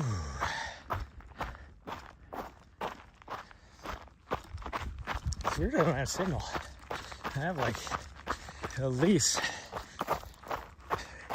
2 cell towers I can see from here, one on each side of the ridge. Does not like the signal here. There's one right there, I can see it, and then there's one, well, through the trees right here, but it's like right there on the other side of the ridge over here.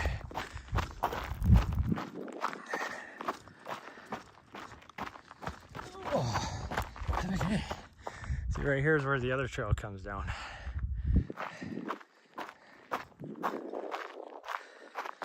We're gonna head off over towards this peak over here, which you can barely start making out through the trees right there. But we're gonna drop down over here. I got at least a mile to get down to where you start to climb as well. And I dropped down in these little gullies, so I know the signal's not gonna be great there. I mean, it should be great right here, and it's not, so that tells you how good everything's working today. Good morning.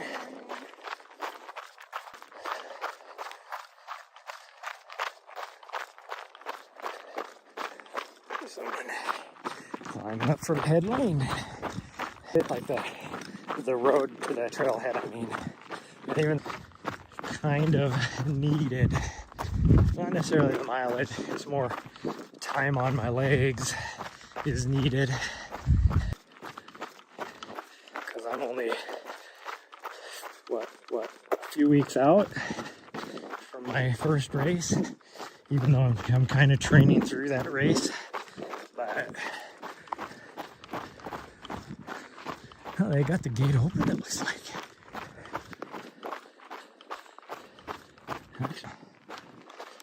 That means there's no cows in here if that gate's open. Which is a good thing. If I run into any cows.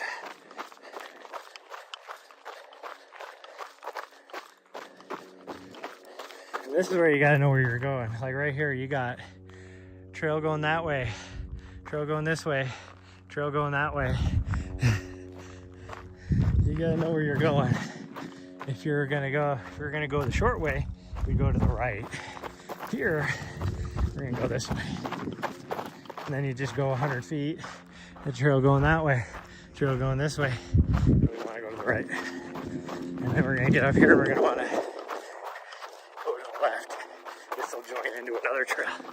Actually, the other trail. So this trail actually takes us all the way to where we need to turn to the right once we get up there.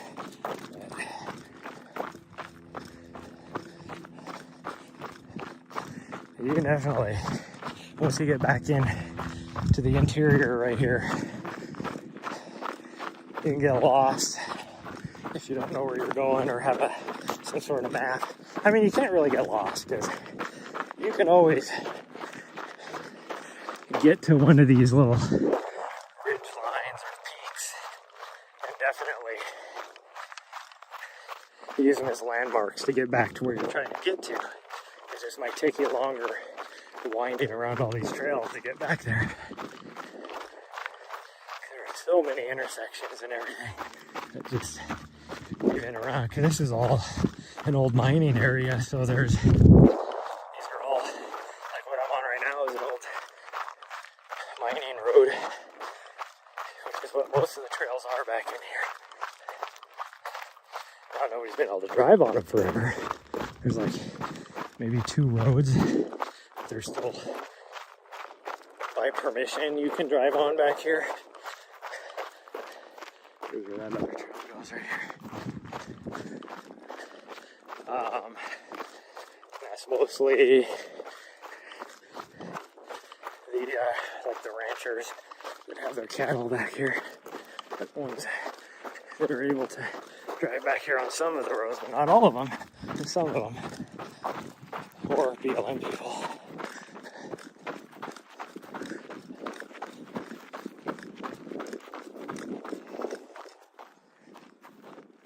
Oh.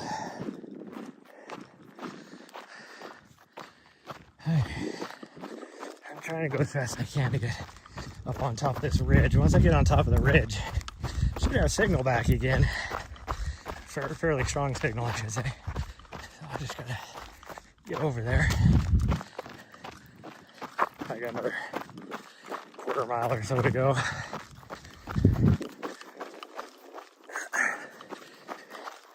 I am just down at the bottom of this drainage right now.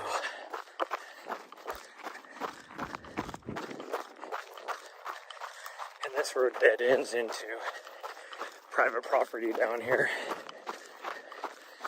There is another trail that goes off to the left that follows the fence line of the private property, but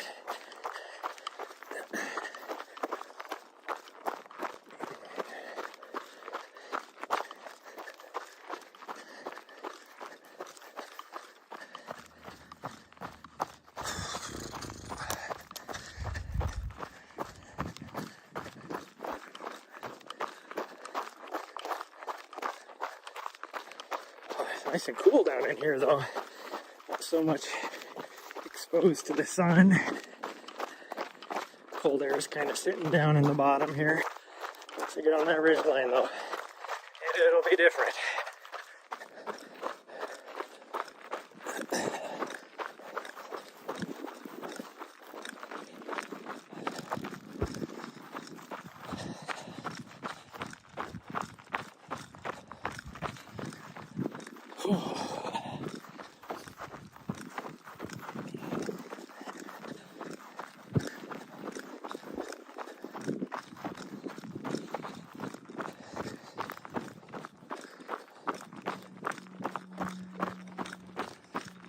was hoping when I designed the course, because the trail is just right on this ridge. You're going right up on this ridge.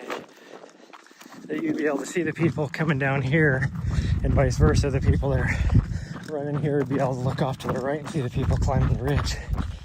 But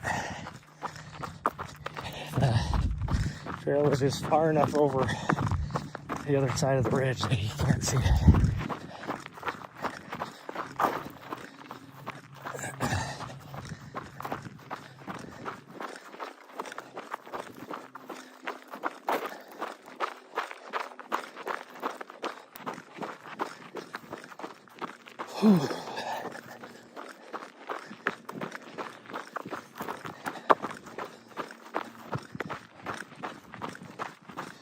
The race course has, for the 30K, is almost 7,000 feet of vert, if I remember right. And the 50K is like right around 8,500. Because you're only doing basically 1.5 peaks on the second loop.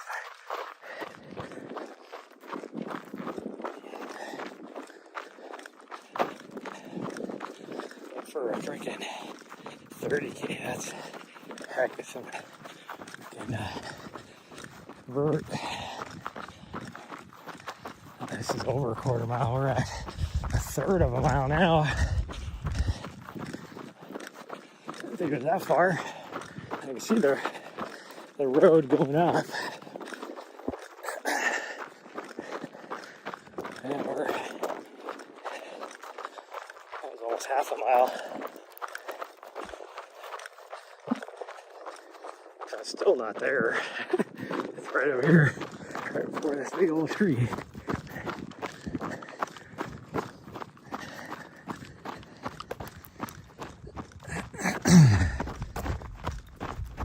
Boom, hello.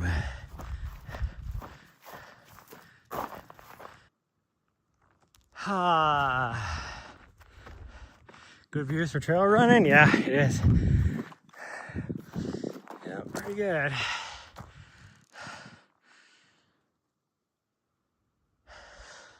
Yeah, I don't know what was going on with the signal yesterday. I was on my Starlink.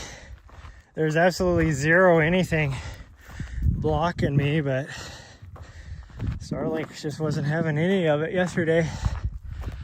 Oh, favorite place to camp in the area? Well, if you're just talking this area, either kind of up by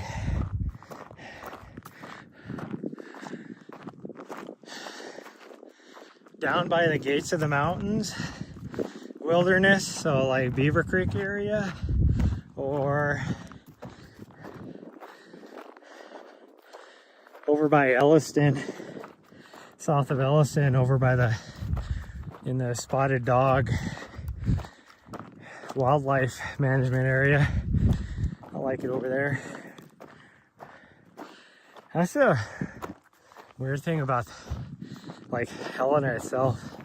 There's not a lot of camping options that are fairly close. You're driving 45 to an hour. Whew. Like there's not even an actual campground, like a KOA type of campground or anything even in Helena, which is weird. There is a Forest Service campground on top of McDonald Pass, which is pretty cool views. And then, I mean, you're up on the Continental Divide, so it's cool to say you were camped up on the divide. But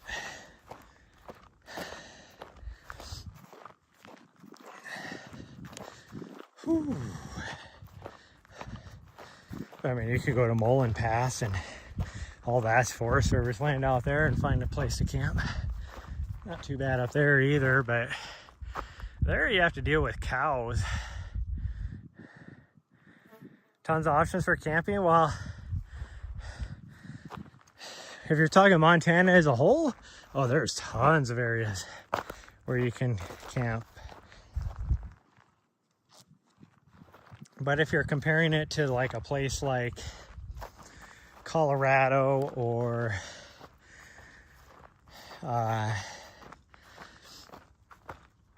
Arizona, you know, a place like that, it's not even, doesn't even come close to the amount of camping areas. So we're gonna try and get up to the top right there.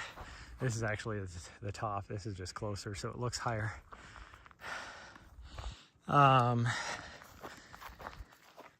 Because Montana has a lot of roadless wilderness areas where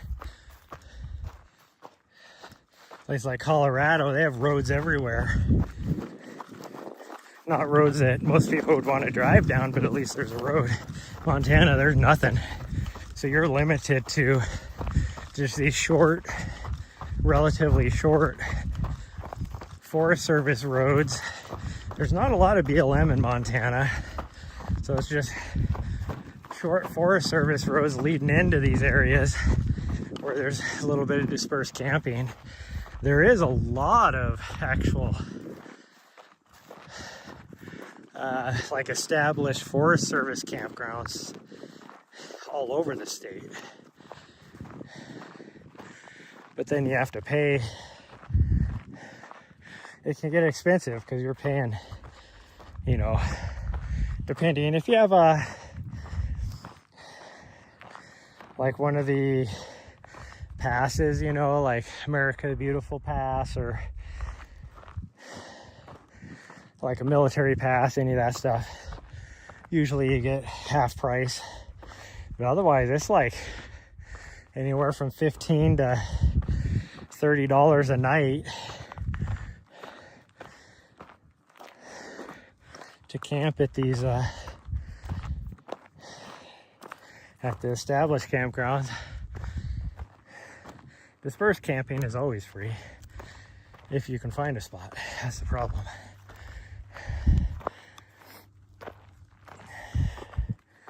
Whew.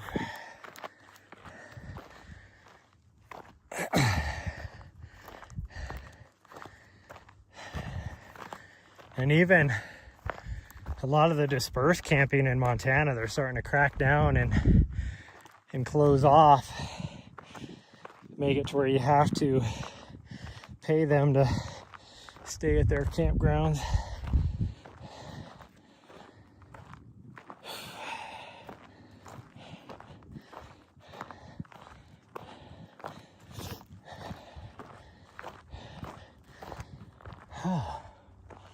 This climb,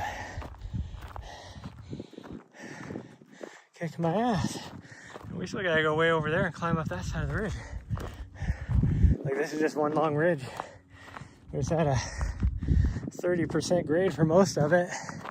Get a little bit of a reprieve where it'll drop down to about a 14, 16% grade here for a little bit. But man, whew, the legs are burning.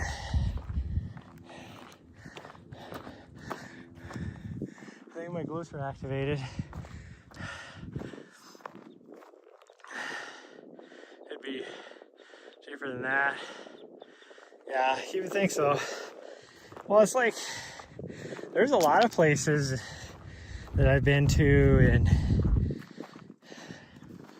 Arizona, like some of those official places, it's free if you have some of those interagency passes, I guess is what they call them, like the America Beautiful pass, the different versions of it. I have a permanent military because I'm a military retiree, so I don't ever have to renew it, and it was free. But most places are half price, but Arizona does a good job on a lot of their campgrounds where it'll be free. I've been to a few places in Washington where it's that way too. Oh man, I gotta take a little break, drink some water, because we still gotta climb up that. I mean, you can see the road kind of weaves up on the ridge here, and it is steep. Gosh dang. Oh.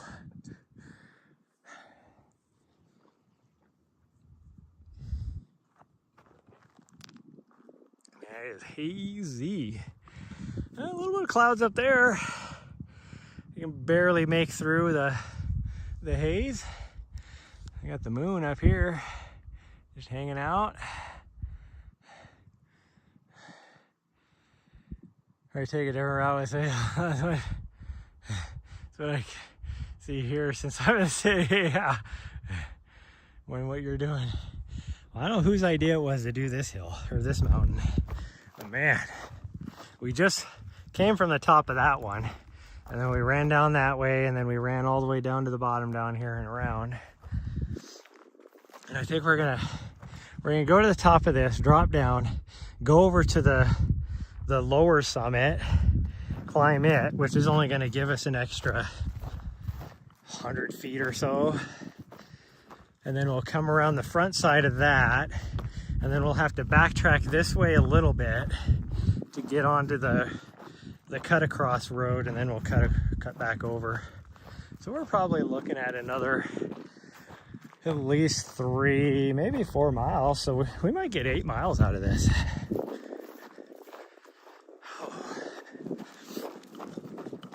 Okay, we can run for a little bit.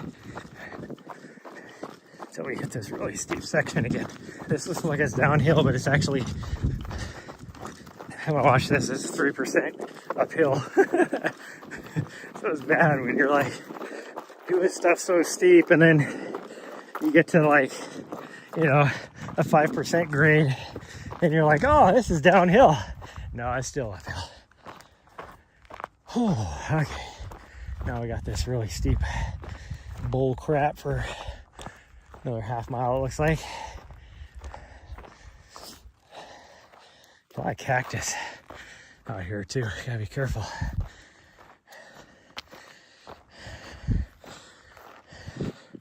I like going up this because it hurts so much when I'm training. But I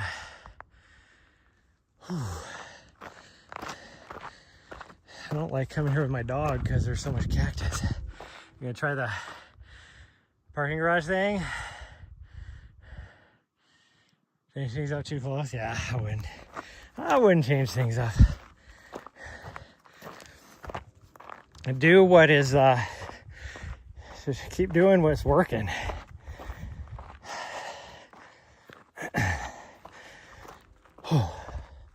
I just need to get a lot of work because my next race is, both my races, my 100-mile here in less than a month, and my 200-mile in a month and a half or so. Both have lots of vert.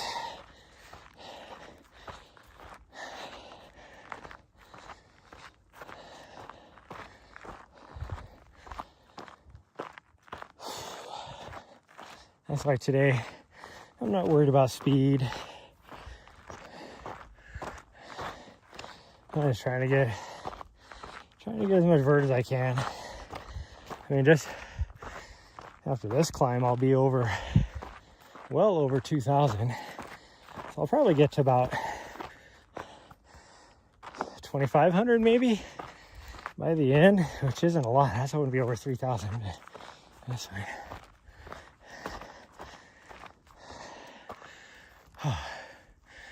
I mean, if it came down to it, we could come up this end and go back up the mountain that we just came down. Maybe that's what we'll do.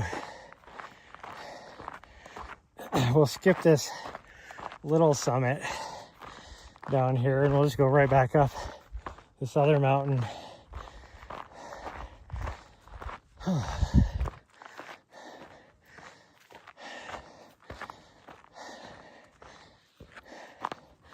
It'll be more fun. I don't know what the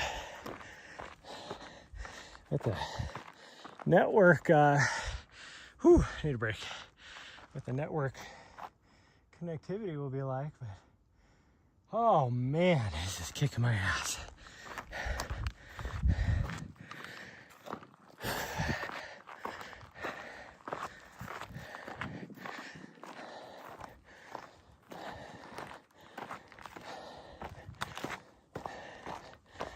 And to think somebody like Courtney DeWalter or Grayson Murphy, Anna Gibson, you know, those people would be running up this. Oh, Madalena Floria.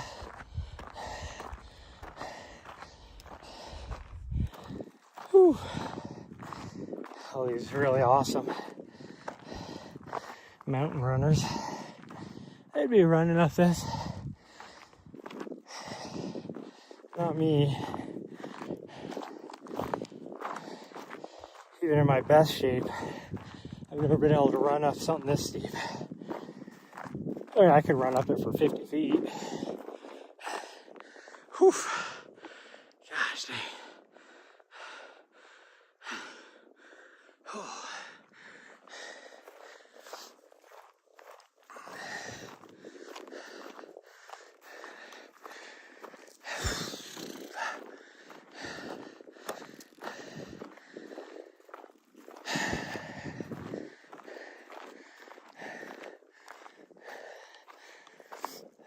The thing is, you see this and you're like, oh, we're almost to the top. And then you get to the top of this and you're like, motherfucker. Not even close yet.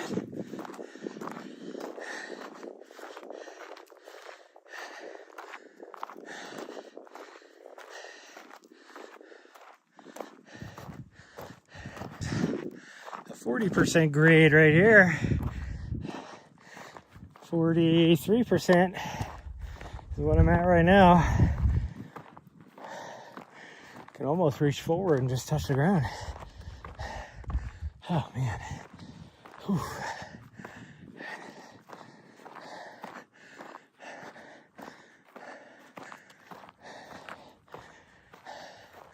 See way over there? That's the top.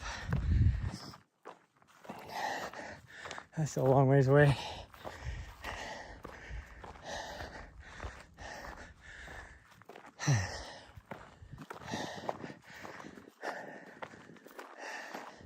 Haven't gone up this side of this mountain for a long time because you kind of somehow you weave around in here and then you come up from right there.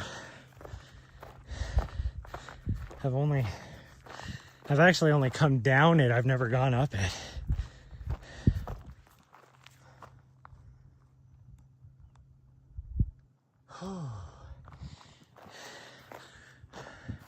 Oh, now you can see the top. Hey. Oh. Yay.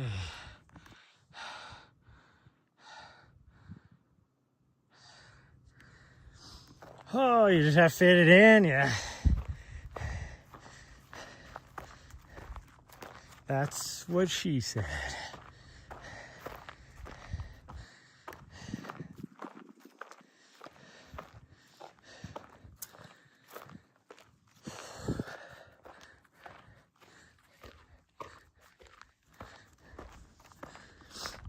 I was with a friend last night. We were kind of running.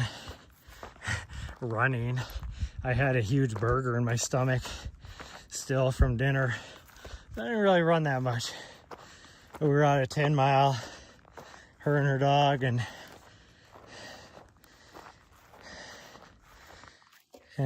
so it was hot. It was still 91 degrees out. So went to 10 mile because there's a creek right there so her dog could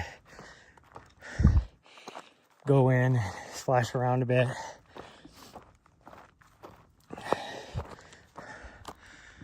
And I was talking about how hot I was, and my friend was like, she goes, I don't remember how she said it, something like, I was gonna push you in and get you all wet. And I just kind of looked at her like, didn't say anything, a little smirk on my face. And then finally she figured out what she said.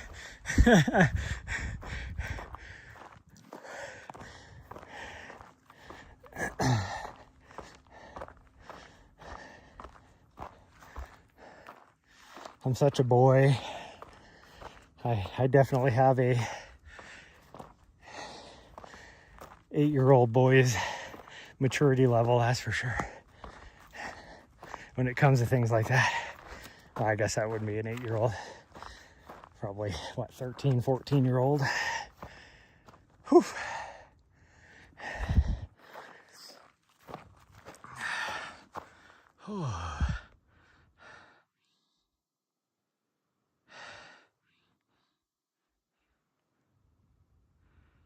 Can't really sense the threshold, yeah.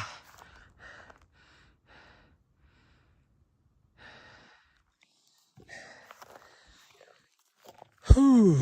I need to do more threshold, but it took me so long to frickin' recover from my 250-mile race that I couldn't even run a mile for like 3 weeks.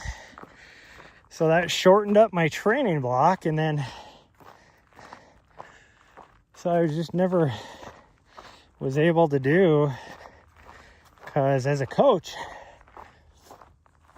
I always tell my athletes, this is how I coach and this is how I develop my own training plans, is whatever your race you're training for, you always do the least, most specific training earlier on in your training block, and then you change to your more specific. So if I'm doing like a 5K, 10K, then I would do, and this is if you have a good aerobic base already built, but I would do more endurance type runs earlier on and then change to speed work for your race. So I was never able to do my least specific. Whew. It's just a constant freaking drip of sweat coming off the brim of my hat. Keeps trying to drip on the camera. Whew. Whew.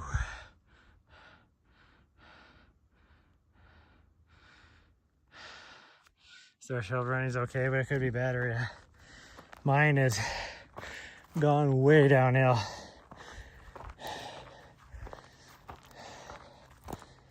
Oh.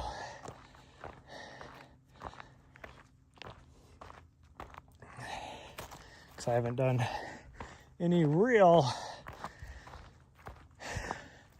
threshold type training for about 4 years. Now I can run longer and greater distances with what I've been doing, but I don't have the speed anymore. Whew.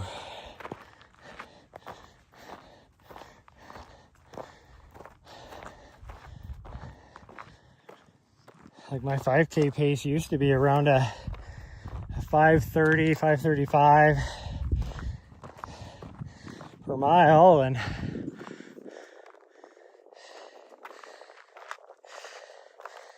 I don't know when it was, not too long ago, they let me do some, it was at Hard Rock. I was like, they let me do some frickin' run cam stuff, which was unusual. And I got to bring in Michael Wardian, and he was dropping a 550 mile for his last mile of the Hard Rock, which was a 100-mile race. And I know him pretty good. I've known him for a few years. And he does his best to try and drop every camera guy. He's yet to drop me, but he keeps trying every year. And he knows that, like I said, I know him pretty good. And he did his best to do he was doing 550, and I kept up with him, But if there was an extra quarter mile for us to go, he would have dropped me because I was right at the end there. So I was able to still do a 550 for about a mile. I ain't doing it more than that though. And that was slower than what I used to do for freaking 5K. Comfortably on a 5K. Whew.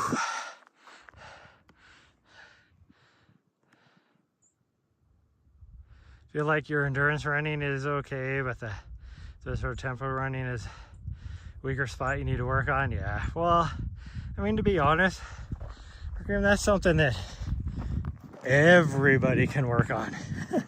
That's why even the pros, once you have a good aerobic base,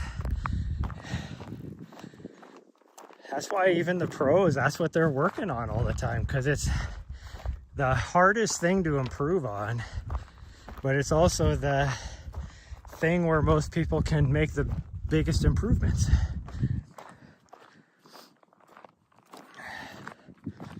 Whew.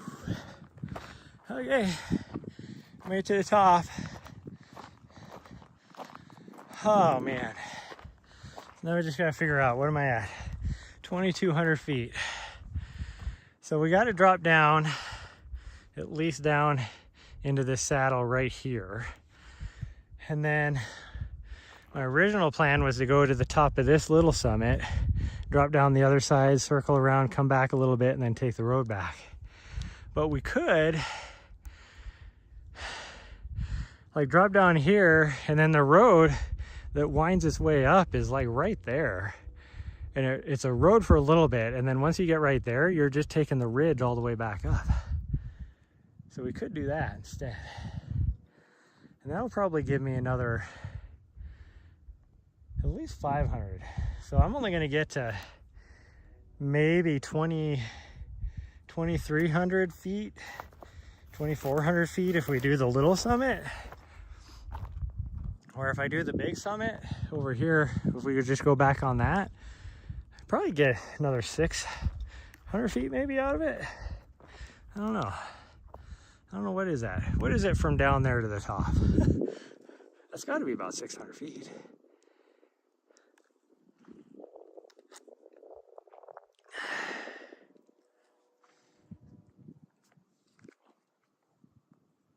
I just don't know what the network connection is going to be like on that. And I get these 2 races done and have them full, and then modify for the winter months. Yeah, I gotta figure out what I'm gonna do for the winter months. I got my schedule for work, or I should say they sent me a bunch of dates to contract me for, let's put it that way. And I don't really have, I'll be doing a lot of, so I go, how does it work out? So I have my race in Arizona the first weekend of September. That's my 100-mile race. That's my tune-up race for my 200-miler. And it's my Hard Rock qualifier. And I gotta take it easy down this. This is so steep. This is the short way where we're going down. This is where I was like, should we go up the short way? This is so steep. Anyways, I got my 100-mile race the first weekend of September. Then I have to, and I'm gonna have to leave my dog here with somebody. Then I have to, unless one of my friends comes down to crew me, then she could watch Nari down there. But then I have to, if I do have my dog up here, I have to race back here to grab her, because then that following Wednesday I have to be down at Steamboat Springs, Colorado, which is only a day drive, so it's not a big deal. And then I'm going to be working the live broadcast for the Run Rabbit Run 100-miler, and then I have to race back here dropped Nari off for about 2.5 weeks with Kelly, and then drive back down to her drive to Mammoth Lakes, California. And then that weekend I'll be doing the live broadcast for multiple races throughout the weekend for Mammoth Trail Fest. And then I stay there because my 200 miler is the weekend after that in the same spot. And then I got to run back like immediately after my race is done, come back here, and then I think we will go up that. So we're gonna go this way because I think if I take that road, I'm too far down.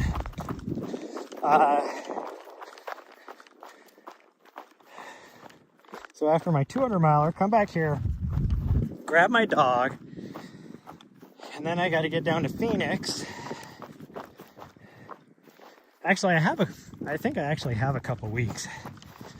But I'll be working Javelina, which is, I don't think it's, well, there is, the last weekend of October is not a full weekend in October.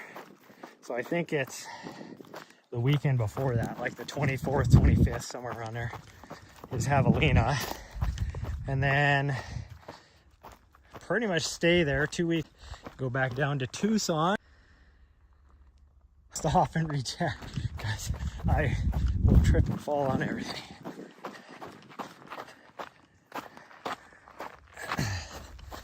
Then after that, I probably have a bit of time. I think I'm gonna train, and by train, I'm gonna train loosely. I'm not gonna do any hard training for February, and see if I can. This is about time goal. Just want to finish.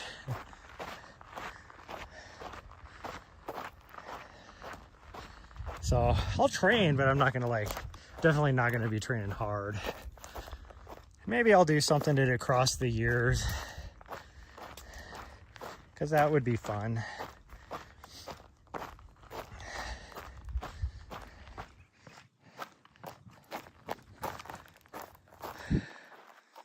I think I need to go this way. I gotta find the main trail again. I think that's it right there. Yeah, that's it. Actually, I probably needed to go this way more. Yeah, because there's my road to climb the ridge over here this way further. I should have seen that thing. That hurt. Oh, freaking toe cap on the shoe did jack crap on that right there. Oh, that hurt. Yeah, I should have followed that ridge down. I would have come right out where I needed to. Hey.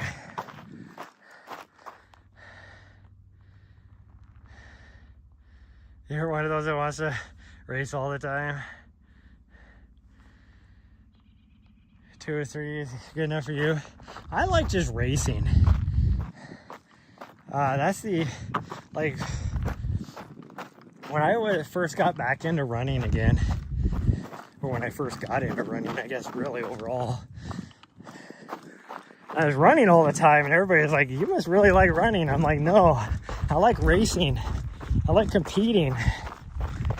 Unfortunately, in order to be competitive, that means you have to train hard. So I was training all the time. Well, now I have such that, I can, just by me just doing my goofing off running, because I enjoy being out on the trails, but not like pushing myself hard or anything like that. Just with my base that I keep all the time, I can go out and do a 100-mile race or a 200-mile race and finish. I don't need to train point.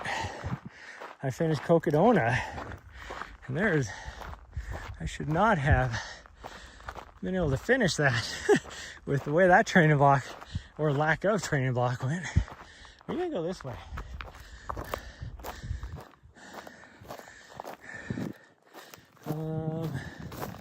Okay, we gotta find the trail right here. Here it is.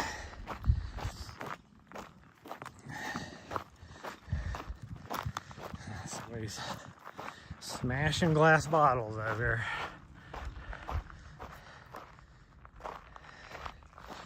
Smashing glass bottles. Ooh. I might run out of water by the time we're done.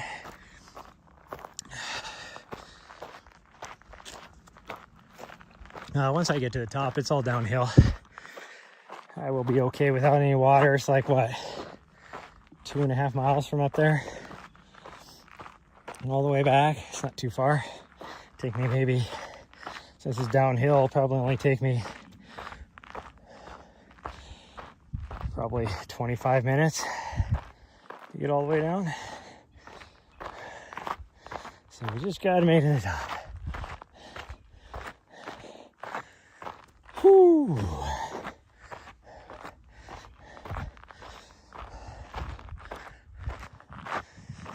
This is steep, and I'm pushing myself pretty hard. I'm doing a freaking 18-minute mile pace up this thing. That is stupid fast for me going uphill. I'm more of a 22 to 23 minute. Well, my heart rate's way up there. This is a 21% grade too. I try and keep, so for me, going uphill, I try and keep my minute per mile roughly the same as what the grade is for anything after, like say a 10% grade. Like a 10% grade, if I'm fit, I can run a 10-minute mile with that. 11% grade, 11-minute mile, and all the way up. So like a 20% grade, a 20-minute mile. 30% grade, 30-minute mile. That's just, right around what I try and keep it at. If I can do that, then I'm doing pretty good.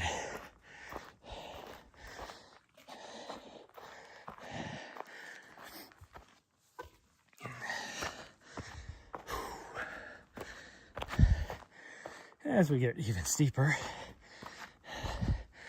Oh, man. My shorts are completely soaked from all my butt sweat.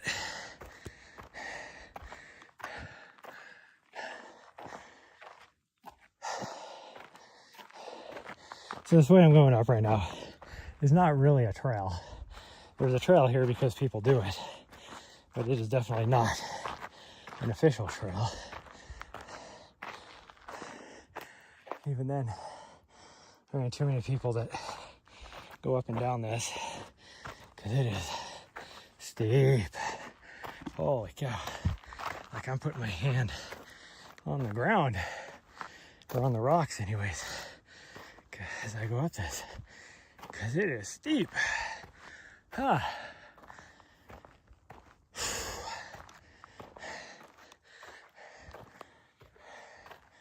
think this started off with mountain bikers only, and then people like me were like, oh, must be some way to get up and down that. If the mountain bikers can do it, I can do it.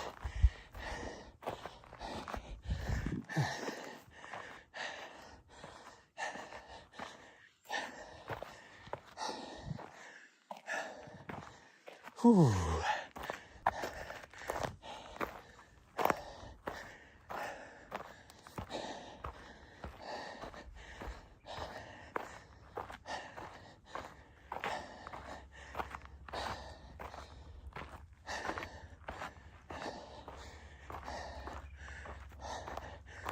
Okay, calf muscles are burning. I gotta take a little break.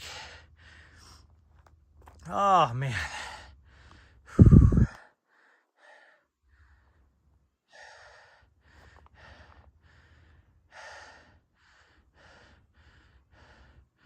You need a lot of prep for even a half, but maybe easy to get into it more. Yeah. Well, I mean, anymore. Like I do. Don't really need a lot of prep to do a half, though. You want a PR half. Some time to prepare, yeah. Well, I made my biggest gains on my half marathon time. Okay, where does the trail go? This way? Or that way? It looks like it could go either way. But there is a big spider web. I don't know if you guys can see it. There's a big spider web right in my face. There we go.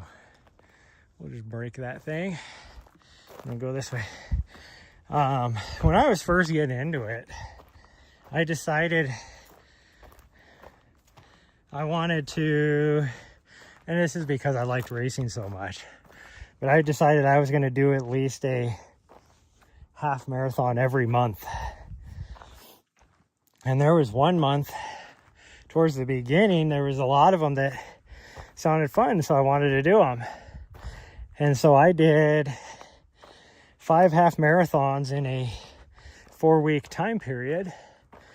And by the time I got to the end of that month, it was basically like every race was a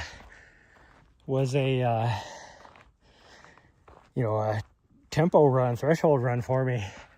By the time I got to the end of that period, I had dropped my half marathon time by over 30 minutes.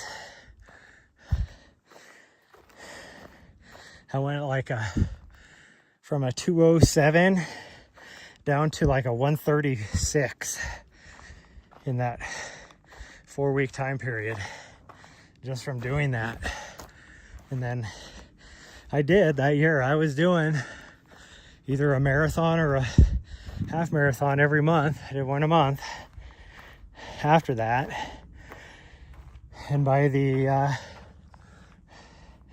end of the summer, I had dropped my half marathon time down to a 1:25:48.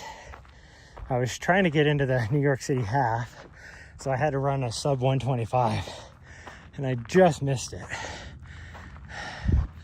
Whew. Oh man, that was tough. And then my marathon times went from I don't know what direction to go here. There's not really a trail. And we still got a lot of climbing to do. So I think we'll just, no, I don't want to go that way.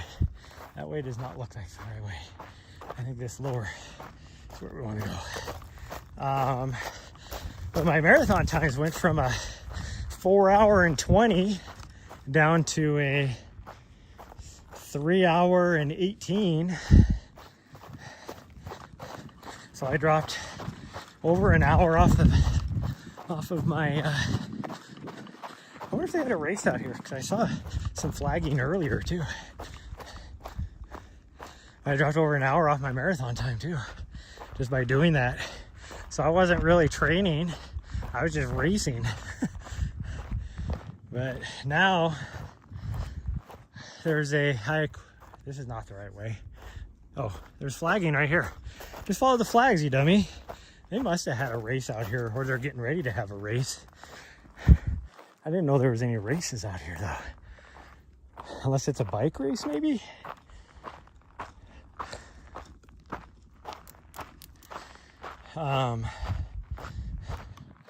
Anyways, okay, now where do I go? I guess this way.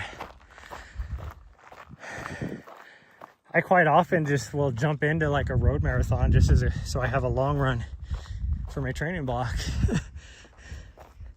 And I'll just go out there and just run it, and anywhere from like a 3:15 to a 3:30 usually, just based upon my fitness, my baseline fitness.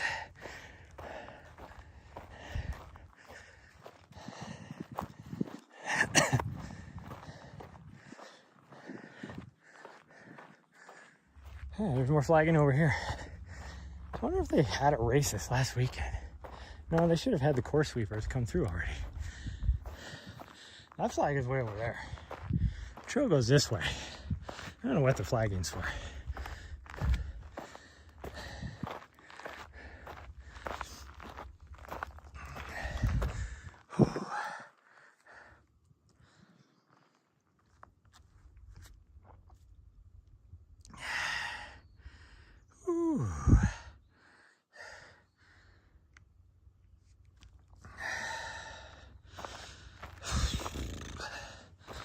Good news is my leg wound hasn't opened back up on this run yet to ooze freaking plasma down the front of my leg. I did that yesterday even, and I went, what, 2 days without it even doing anything, but I didn't run those 2 days, so it kind of makes sense. Well, I guess it wasn't quite 2 days. Yesterday was the second day, but then I ran last night, so. Whew.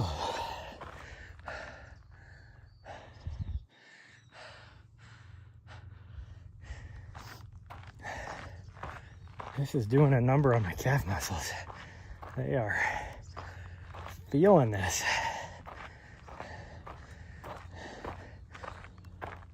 I don't know what that flagging is for, because the next one was not on a trail anywheres. This is definitely the trail. Oh man.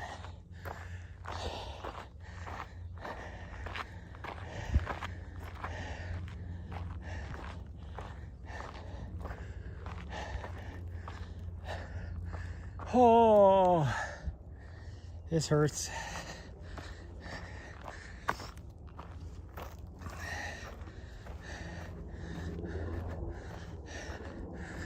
Okay, we're back to the main road. Oh, trail, but it's an old road, so. You're gonna ask about my leg wound? Yeah. Dog people are funny asking if he's friendly, like, you want to find out? It's not my dog.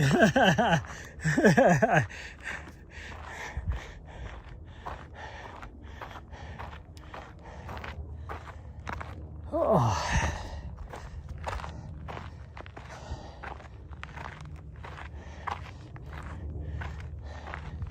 Well, my dog anymore, if we're going down the trail, and it doesn't matter if she's on a leash or if she's off leash, if she sees, if we're out on a trail, if we're like in the city or something, it's completely different in her brain. But out on a trail like this, out in the woods, whatever, I mean, she's normally off leash anyways, but if she sees another dog coming from the opposite direction and that dog is on a leash and the owner's like holding the dog, she assumes anymore that dog is not friendly, and she'll like make a wide berth to avoid that dog, when most of the time the owners just have their dog on a leash because they have a little butt head like mine that just runs around everywhere. See, there's more flagging. What the heck is this flagging for? I wonder if they're getting ready to put in a trail. So they're flagging the route. That looks like a horrible route. Doesn't make any sense to me.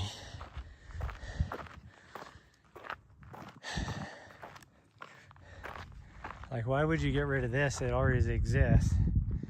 Granted, yeah, it is eroding pretty bad, but it's just the way it is. This one of the original trails has been here forever. and then put it over that direction, it's not going to be that much more sustainable. That's still steep. But whatever. I bet you that's what it is though. I bet you that's flagging of where they're gonna run a new trail.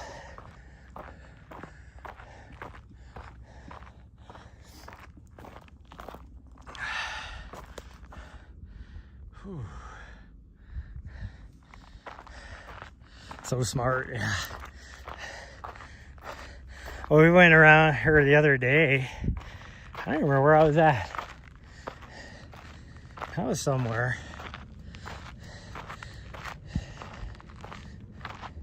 Oh, I think it was when we were coming back from Cloud Peak, and we were still probably 4 or 5 miles from the end, and there was a guy with a couple guys, and they both had a dog, and the dog was on he called the dog over to get put on the leash, and Nari saw that, so she was like, I don't want to get close to you. And I went by him, and Nari just stopped there and looked at me like, I ain't going. I'm not going by that dog. Because the trail was really narrow. And the guy's like, she's not going. And I'm like, yeah, it's because she thinks your dog is aggressive since you put him on a leash. And he was like, oh no, my dog's like super friendly. Like, he's like, I just don't know. Like a lot of dogs, well, he goes, you just never know with other people's dogs. But also, my dog is so friendly and energetic that sometimes she, other dogs find her annoying. And I'm like, yep, I get that. That's my little butthead's the same way. I go, but she's super friendly. So we took his dog off the leash, and then Nari was fine. She's like, oh, a new friend. It's just, she was like, nah. I think it's because pretty much every experience, especially out here, that she's had with dogs being on a leash is because the dogs are not friendly. Which is good on the owner for putting the dog on, knowing that the dog isn't friendly, keeping the dog on leash.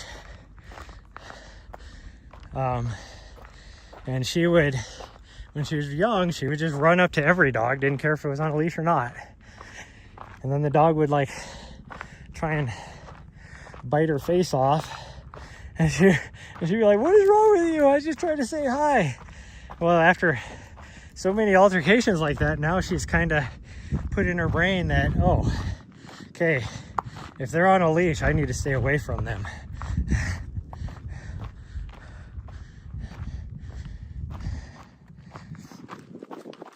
Okay, final pushes of it. Man, I'm dripping sweat.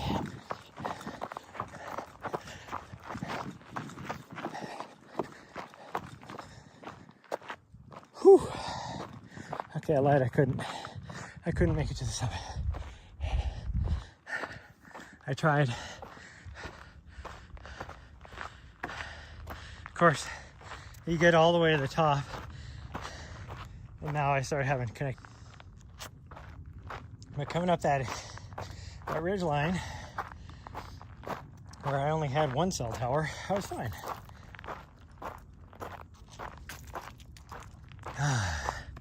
Hey, well, I'm gonna go over here, take a little looky look at the views, even though there's not really any views. Army Aviation must be doing a lot of training this weekend, or this week, because helicopters are just flying around. Nice little bench right here. You could sit and enjoy the views. Not really the sunset, because the sun would be further to the right. Wintertime would be a good sunset. But the sun would be like over here somewhere. It would be over there somewhere. Whoo! Okay. Well, we're gonna run back down, because what are we at? 2,700 feet. That's pretty good. I'm still not at my 3,000. I'll probably get another 100 feet probably on the way down. because there is a couple shorter climbs that we have to do on the way down, but and then I'm at a 10K right now, and I think it's 2.5 miles. 2.5 miles down, so we've got to try and not fall. I got to get over here on the trail instead of the closed road for one. There we go. Oh, since this ground is so dry, dirt is really loose sand, really. Loose sand with pine needles on top of it does not make for good footing. It's super steep. Nice if it's flatter, nice and soft for running on, but not good. Okay. This is gonna give me plenty of time. I get down to Bozeman, grab my stuff out of the mailbox. I gotta run over to the running store and grab a few essentials. But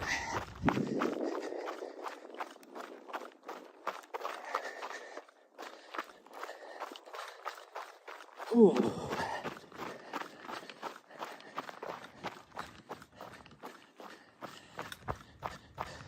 No, there's no way that's a trail, because now I see flagging right there. I'm curious. I wonder, since this is BLM. No, that doesn't make sense. Why would they do that? I was gonna say, I wonder if they're getting ready to just run some freaking like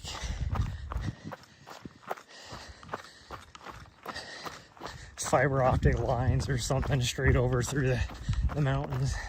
I don't know why they would be going over that way when there's already fiber optics over on that side. I don't know what they would be doing. I have no idea. Whatever it is, it doesn't make any sense to me.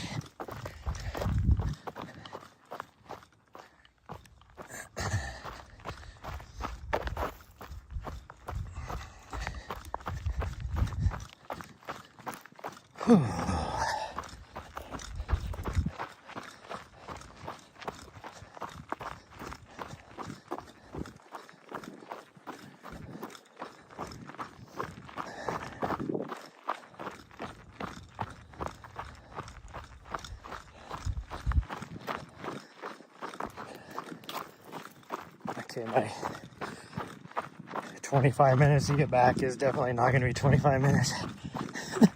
So I'll just be bopping along at about a 12 to 13 mile pace. Actually, right now it says I'm doing a 14, but there's no way it's 14. Ain't no way this is a 14-minute mile pace. Oh yeah, as it instantly drops down to 12:40. Like, the heck? Watch, I know we're not doing that. I know what my body feels like, pace-wise. Most of the time I can tell you what pace I'm running without having a watch on.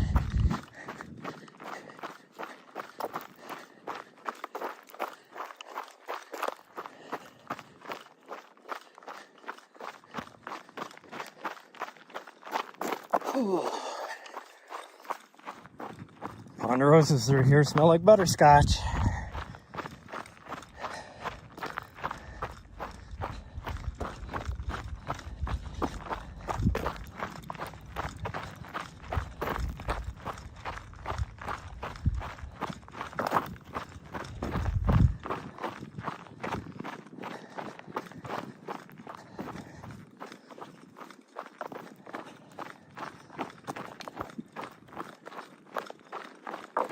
It's hard to see the rocks in the shaded areas. Most likely gonna trip and fall. Now most of this is nice and sunny, it's just in the shaded areas. Probably gonna trip and fall. Or just take it really slow. So I can try and see. Oh, see, I almost tripped right there. Clipped a toe on a branch, or a root in the ground, I guess I should say.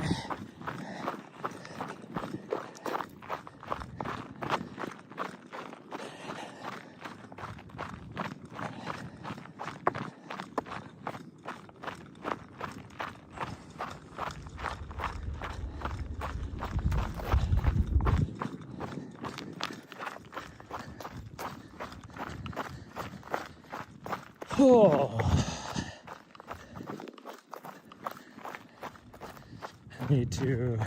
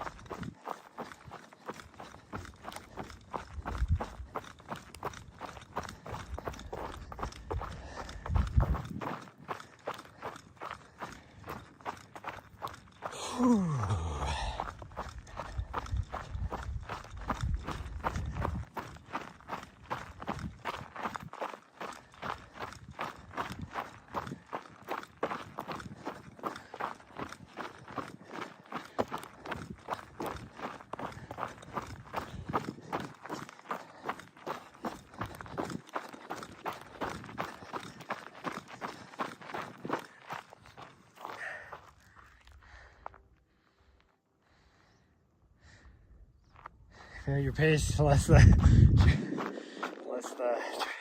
weather sucks, yeah.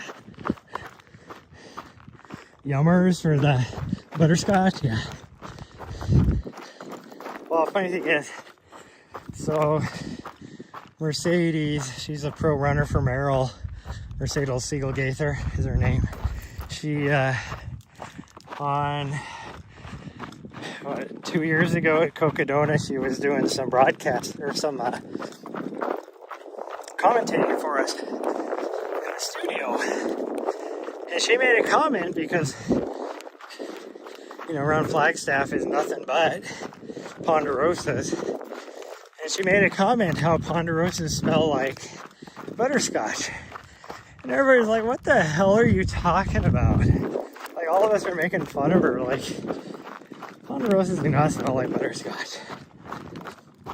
Well, then about, like, I don't know, probably 3 or 4 months later, I was running through some ponderosas, and all of a sudden I got that smell of butterscotch. And I was like, you gotta be kidding me. She was right this whole time. We were all making fun of her, and it actually does. But it has to, but it's like certain conditions. I think it's like, it just has to be warm enough, but it totally smells like butterscotch.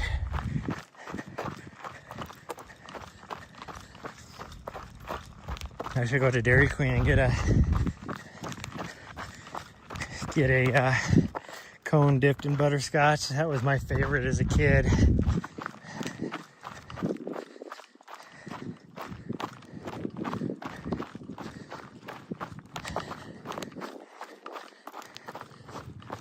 I think mostly because you couldn't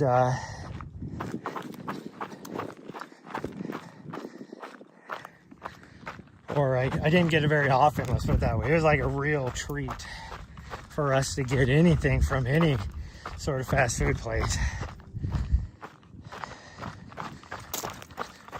of any sort. 'Cause I grew up poor. It was, back then, it was way more expensive to go through fast food to feed the family than it was to cook something at home.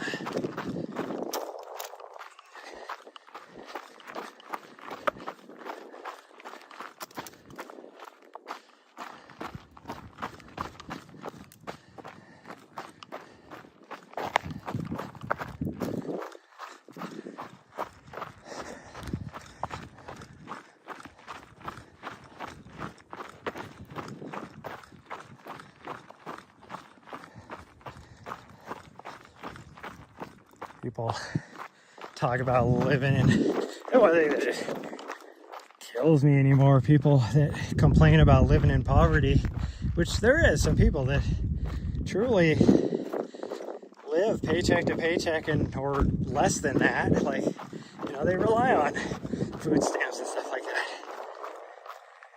that. My parents were always too proud to get like food stamps, but we did usually. There was a, you know, I don't know, this will really age me, but standing in line, you know, to get the huge 6-pound block of government cheese. We used to do that every month. But most of our grocery was at a place in Great Falls. It was, I remember it was called something Ryan's Cash and Carry or something like that. And you had to pay all cash. But the groceries were super cheap because it was all these damaged, you know, things of food. So like the cans of food of whatever would have, you know, if it was green beans or whatever, would have a dent in it. And the grocery stores couldn't sell that. It's crazy now. You go into a grocery store, how many cans are dented, and they're just on the shelf for full price, even though nobody wants a dented can. And back when I was a kid, they couldn't sell it. Their only way to get rid of it was to sell it to this little wholesale place for super cheap. And yeah, you'd go in there and sell like a can of beans or whatever that would normally be $1 would be like 25 cents just because it has a dent in it. Now there's nothing wrong with the insides. So that's how we bought our groceries growing up.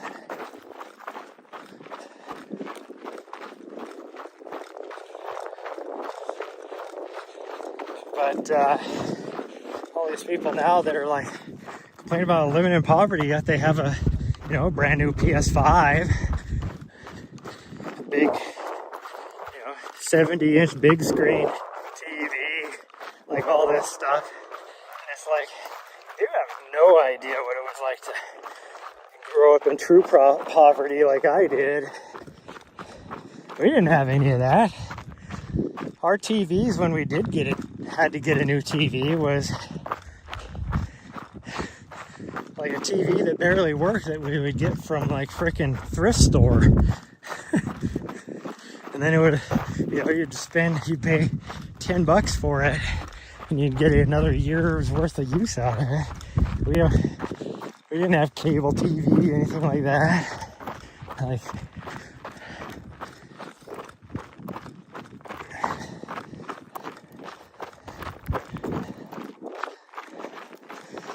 I guess what I'm saying is the standard of poverty, what people consider poverty nowadays, is not even close to what it used to be. But granted, like I said, there is still people that truly live in poverty, just like I did.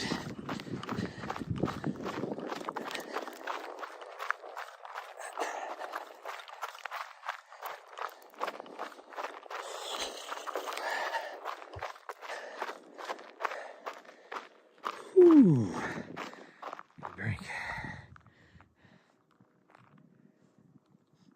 This dog smells like maple syrup, no joke.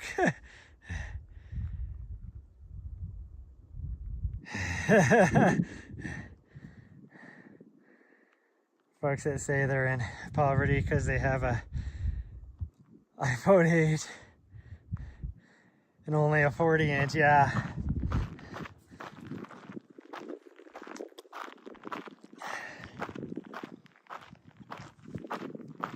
Well, that's what's funny. I see these guys, because we have a pretty bad homeless population here in Helena.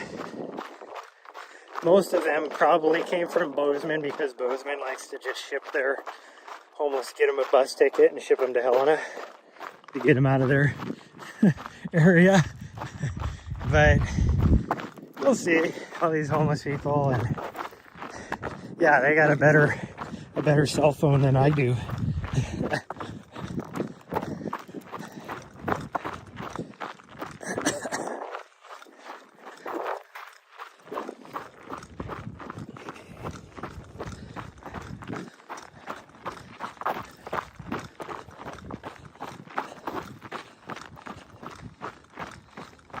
Whew.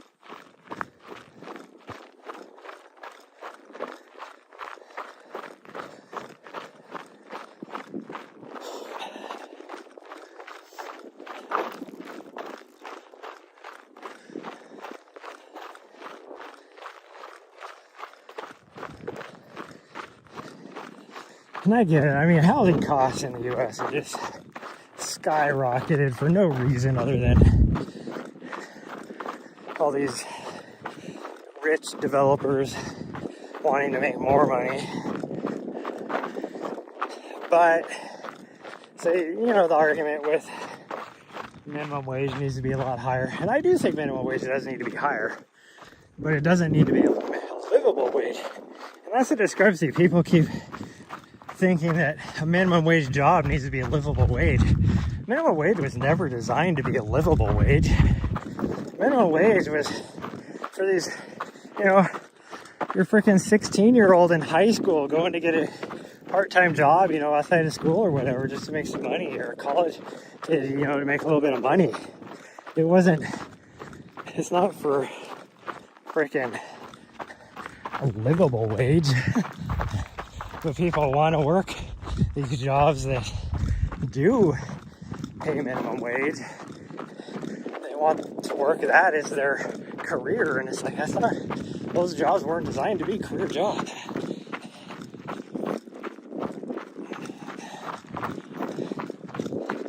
Now, a lot of people just don't have the skill set or stuff like that to work in a lot of these other jobs because there's been so much focus on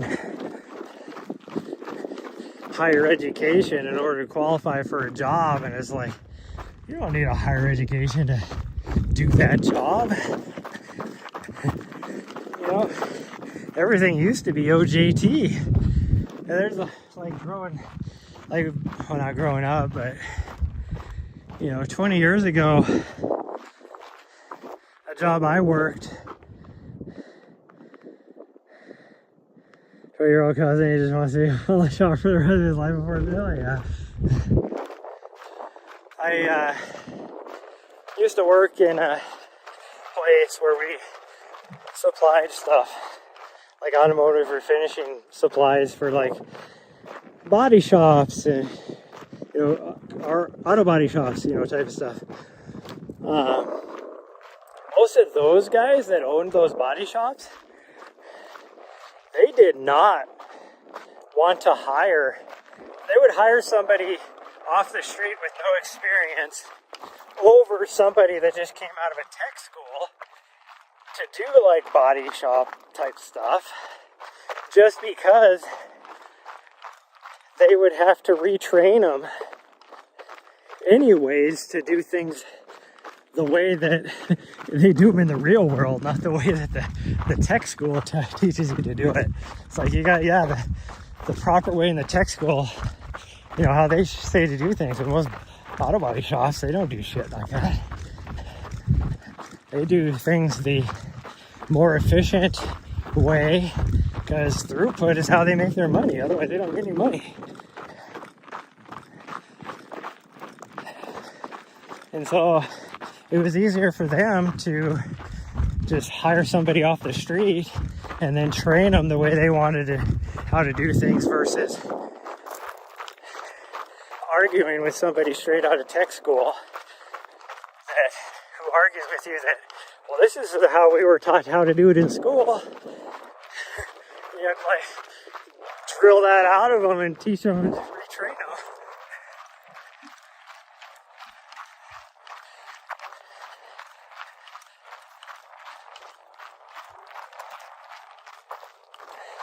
Okay, yeah, there is some jobs that, yeah, you do need education for, but there's a lot of jobs out there that people require all this education that you don't need education for.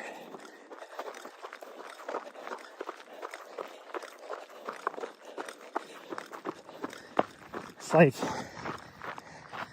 even a lot of these tech jobs on the computer side, you know, a lot of people anymore, they are super smart when it comes to computers. They don't need to go to college and get a computer degree, you know, some sort of computer science degree for doing what do you call it, like the, you know, tech help desk type stuff.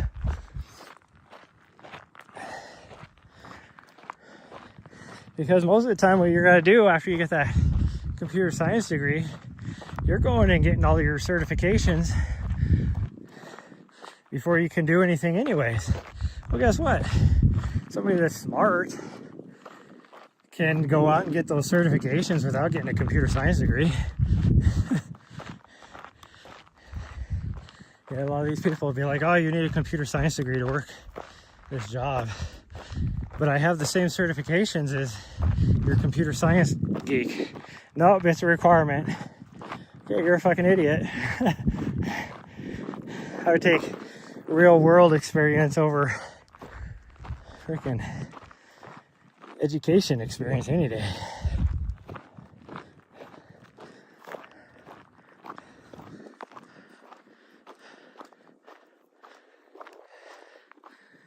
Oh man, my legs are actually starting to hurt a little bit.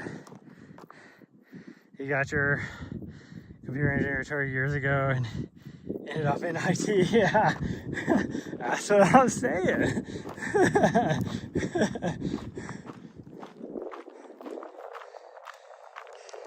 I guarantee you, and I'm really smart when it comes to computers.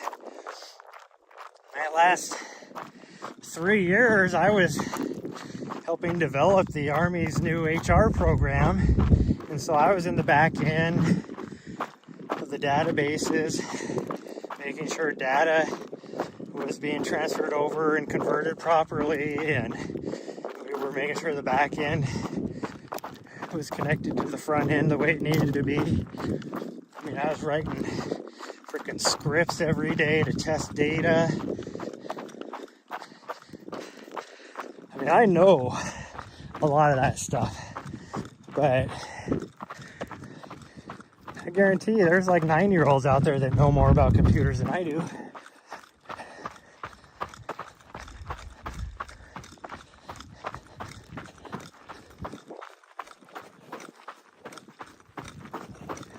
Like, I can build me a computer from scratch. I know how to build a computer.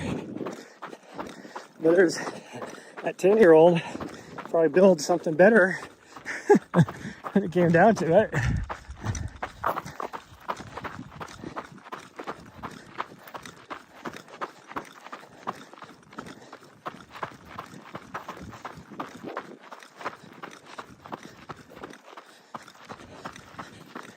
And I grew up right at the beginning of the computer age, so like I was writing, had my little friggin' Apple II GS.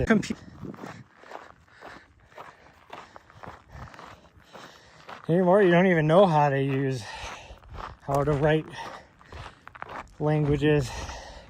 You can just go to ChatGPT, just be like, hey, write me a program to do this, and then it'll give you a program.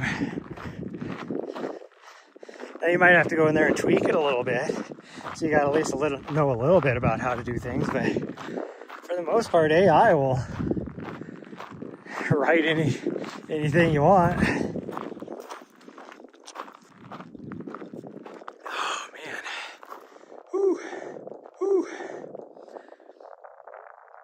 boss was a computer science dropout.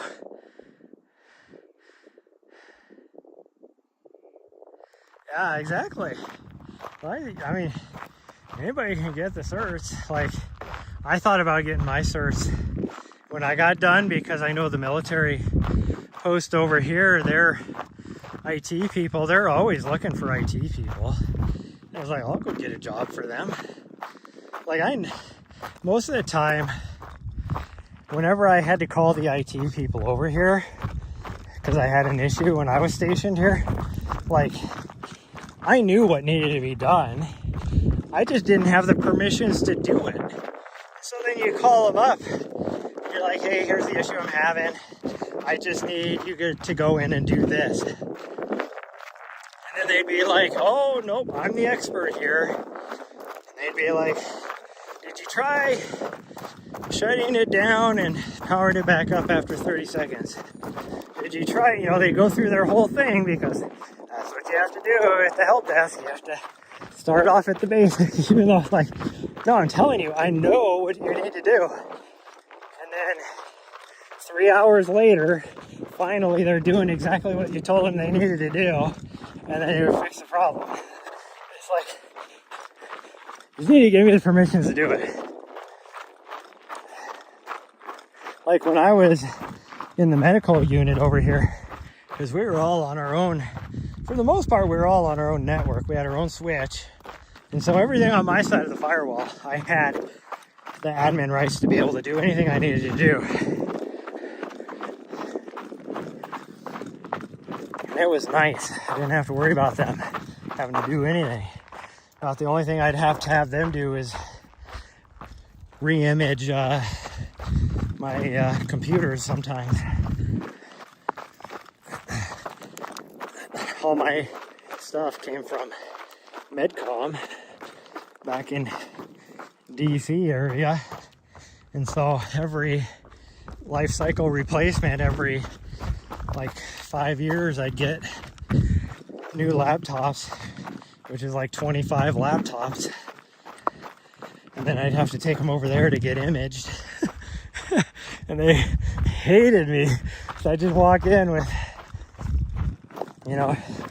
freaking 20 laptops and be like, they first see the ticket, because you had to put in a help desk ticket. And so I would put in a ticket, and they would just say, image 20 laptops, and then they'd see that pop up, and they're like, oh crap. And then I'd get over there and drop them off, and then they'd be like,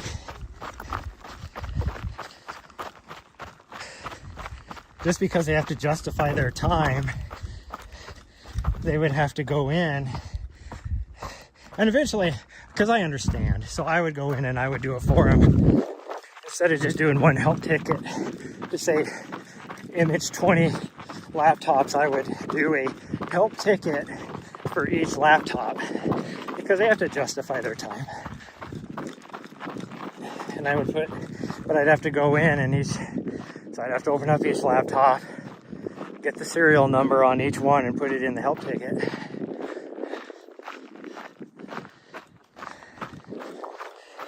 But like running an image on a laptop, like what they had to do, that was easy. All they would do is they had a counter with like all these different ports on them, and they would just have to plug in each laptop and then go into the back end of the firewall and okay each one of them, but then they would just hit go on the imaging, and they could pretty much walk away for 20 minutes while all these laptops are doing their thing. And then they'd have to, eventually go back, and then they'd have to go through the activation stuff. But it's not like it took a lot of their time. They could do 10 of them at a time and go work on other things at the same time.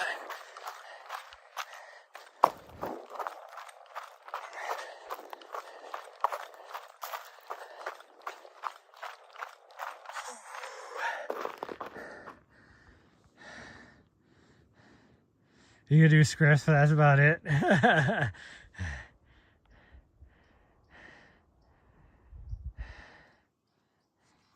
You have a similar thing going on there, yeah. Well, the company I worked with when I was doing the development back in DC. So one of my good friends who retired at the same time as me, she works for them as a contractor, and she sent me a thing the other day saying, well, the other day, last October, being like, hey, you got the contract? Hello. They got the contract for the next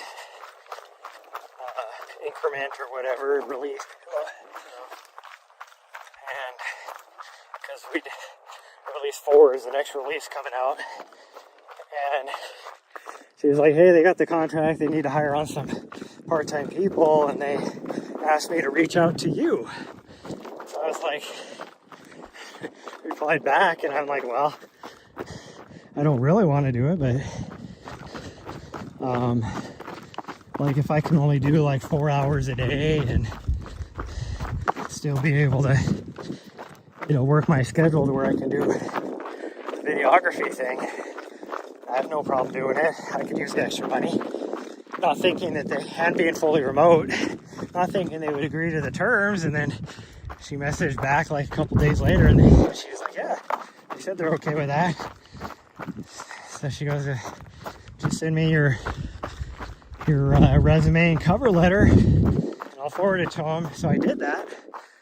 Well, I never heard back from them. So like, whatever. They must have found somebody else that had better terms than what I was saying. But like anymore, like I could get back into it, but anymore it'd take me a little bit to be able to write scripts again. Complex scripts. I can do a basic script, but to be able to write complex scripts, because to do what they were doing, at least on the data conversion configuration stuff, they were using, I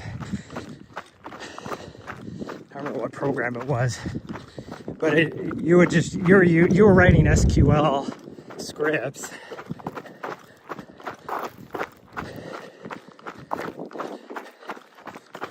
So nothing like super complicated, but to what I was doing, testing the data, you were doing very complex SQLs, because since you're pulling from an actual database to what we were going to was a topics-based data system. So to compare the two, and because it's different and all this kind of stuff, and you're especially on the database, the old legacy database, like it was a tables, query type system. It was very easy just to get into like an infinite loop if you didn't have your stuff right. You had to be very complex on things. And it was most of my scripts, when I would run them, I had to do it after hours, because I'd be using so much of the frickin' system that if it was during like normal duty hours, it would take forever to run because there just wasn't enough bandwidth.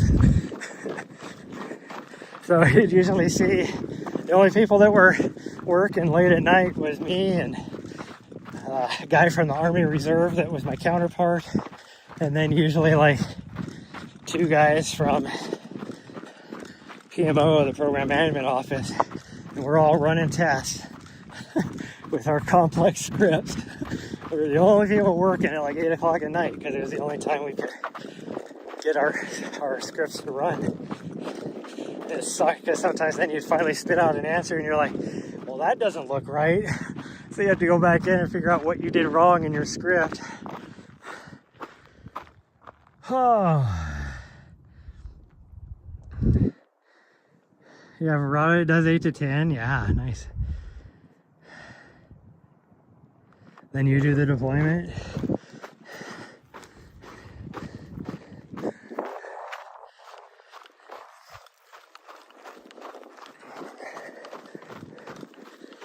Oh man. It was funny when I was down in Bozeman. This is, gosh dang, I was stationed in Bozeman in 2007. And there was a brand new building down there. And I was the only person, because I was the only person smart enough. So, and we don't have any IT people down there. So I was the only person that had a freaking key for the IT closet down there, which was our big switch and server room. And they would call me up all the time and be like, hey, can you go into the server room and check a few things for us? And I'd be like, yeah, no problem. I'd go in there, and usually it's pretty easy to figure out what the problem was. Most of the time it was just unplugging a line out of the switch and plugging it back in. I mean, you go in there and every light is green except for one, which is red or orange, and you're like, yeah, I know exactly where the problem is. And usually unplugging it and plugging it back in would work. There was a few times I'd have to actually log onto the server terminal there and get in and do some stuff. But for the most part, most of that they could do remote. They didn't need me to log into that. It was just, if anything needed to be messed with in there, or a lot of times they would just go in there and tell us what you see. And then they could fix it on their end, but they didn't know what was going on. You know, sometimes you walk in there and it looked like a freaking Christmas tree. You know, green and orange and red lights all over, blinking, everything. And they're like, oh, can you just do a hard reset for us? Okay.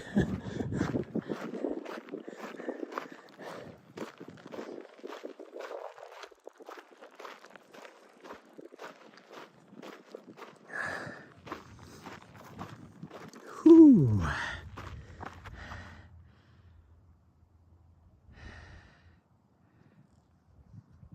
And since so I can see, there we go.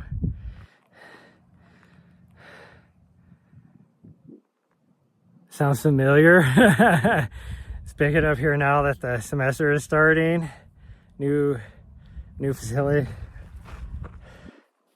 Oh, new faculty. I was like, new facility? New faculty. Yeah, that makes sense.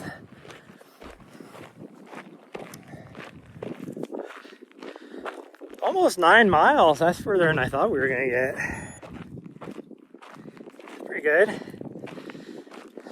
2,800 feet of vert. Not too shabby. And it's only 11 o'clock, so we're good. I got 45 minutes till I have to leave, technically, even though I'm just gonna change my shirt and stuff really fast and drive down there.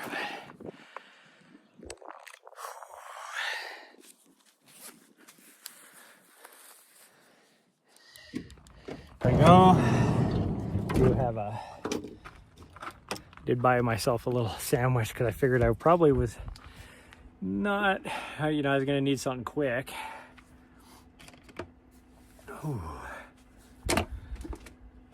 Ooh, we get busy for a few weeks and it trails off, yeah.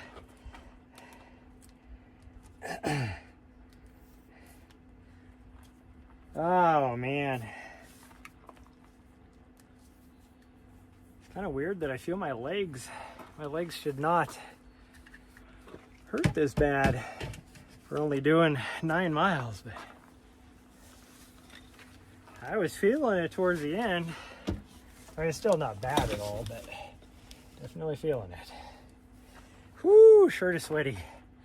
Nipples are hard now. A little bit of a chill there. I need to wash my hat. It's getting very gross. Very gross. Okay, well that's going to be it, everybody. 9 miles, 2,800 feet of vert. Not too shabby. Took us a long time because I was taking it easy, but Nice. Oh. I probably won't see you guys until Sunday night at the earliest, since I will be working, doing trail work out in the middle of nowhere, and so we'll be like busy all day. So, but so that's gonna be it for today. I'll see you guys Sunday night, at least Monday morning for sure. But yeah, thanks everybody for joining me today. I'll see you guys next time. Love you, everybody. For those of you on YouTube, please hit that subscribe button. Hit the notification bell. For those of you on Twitch, if you don't already, hit the follow button. And if you have a free Prime sub, hit that Prime sub. Very much appreciated. See you guys next time. Bye, everyone. Love you all.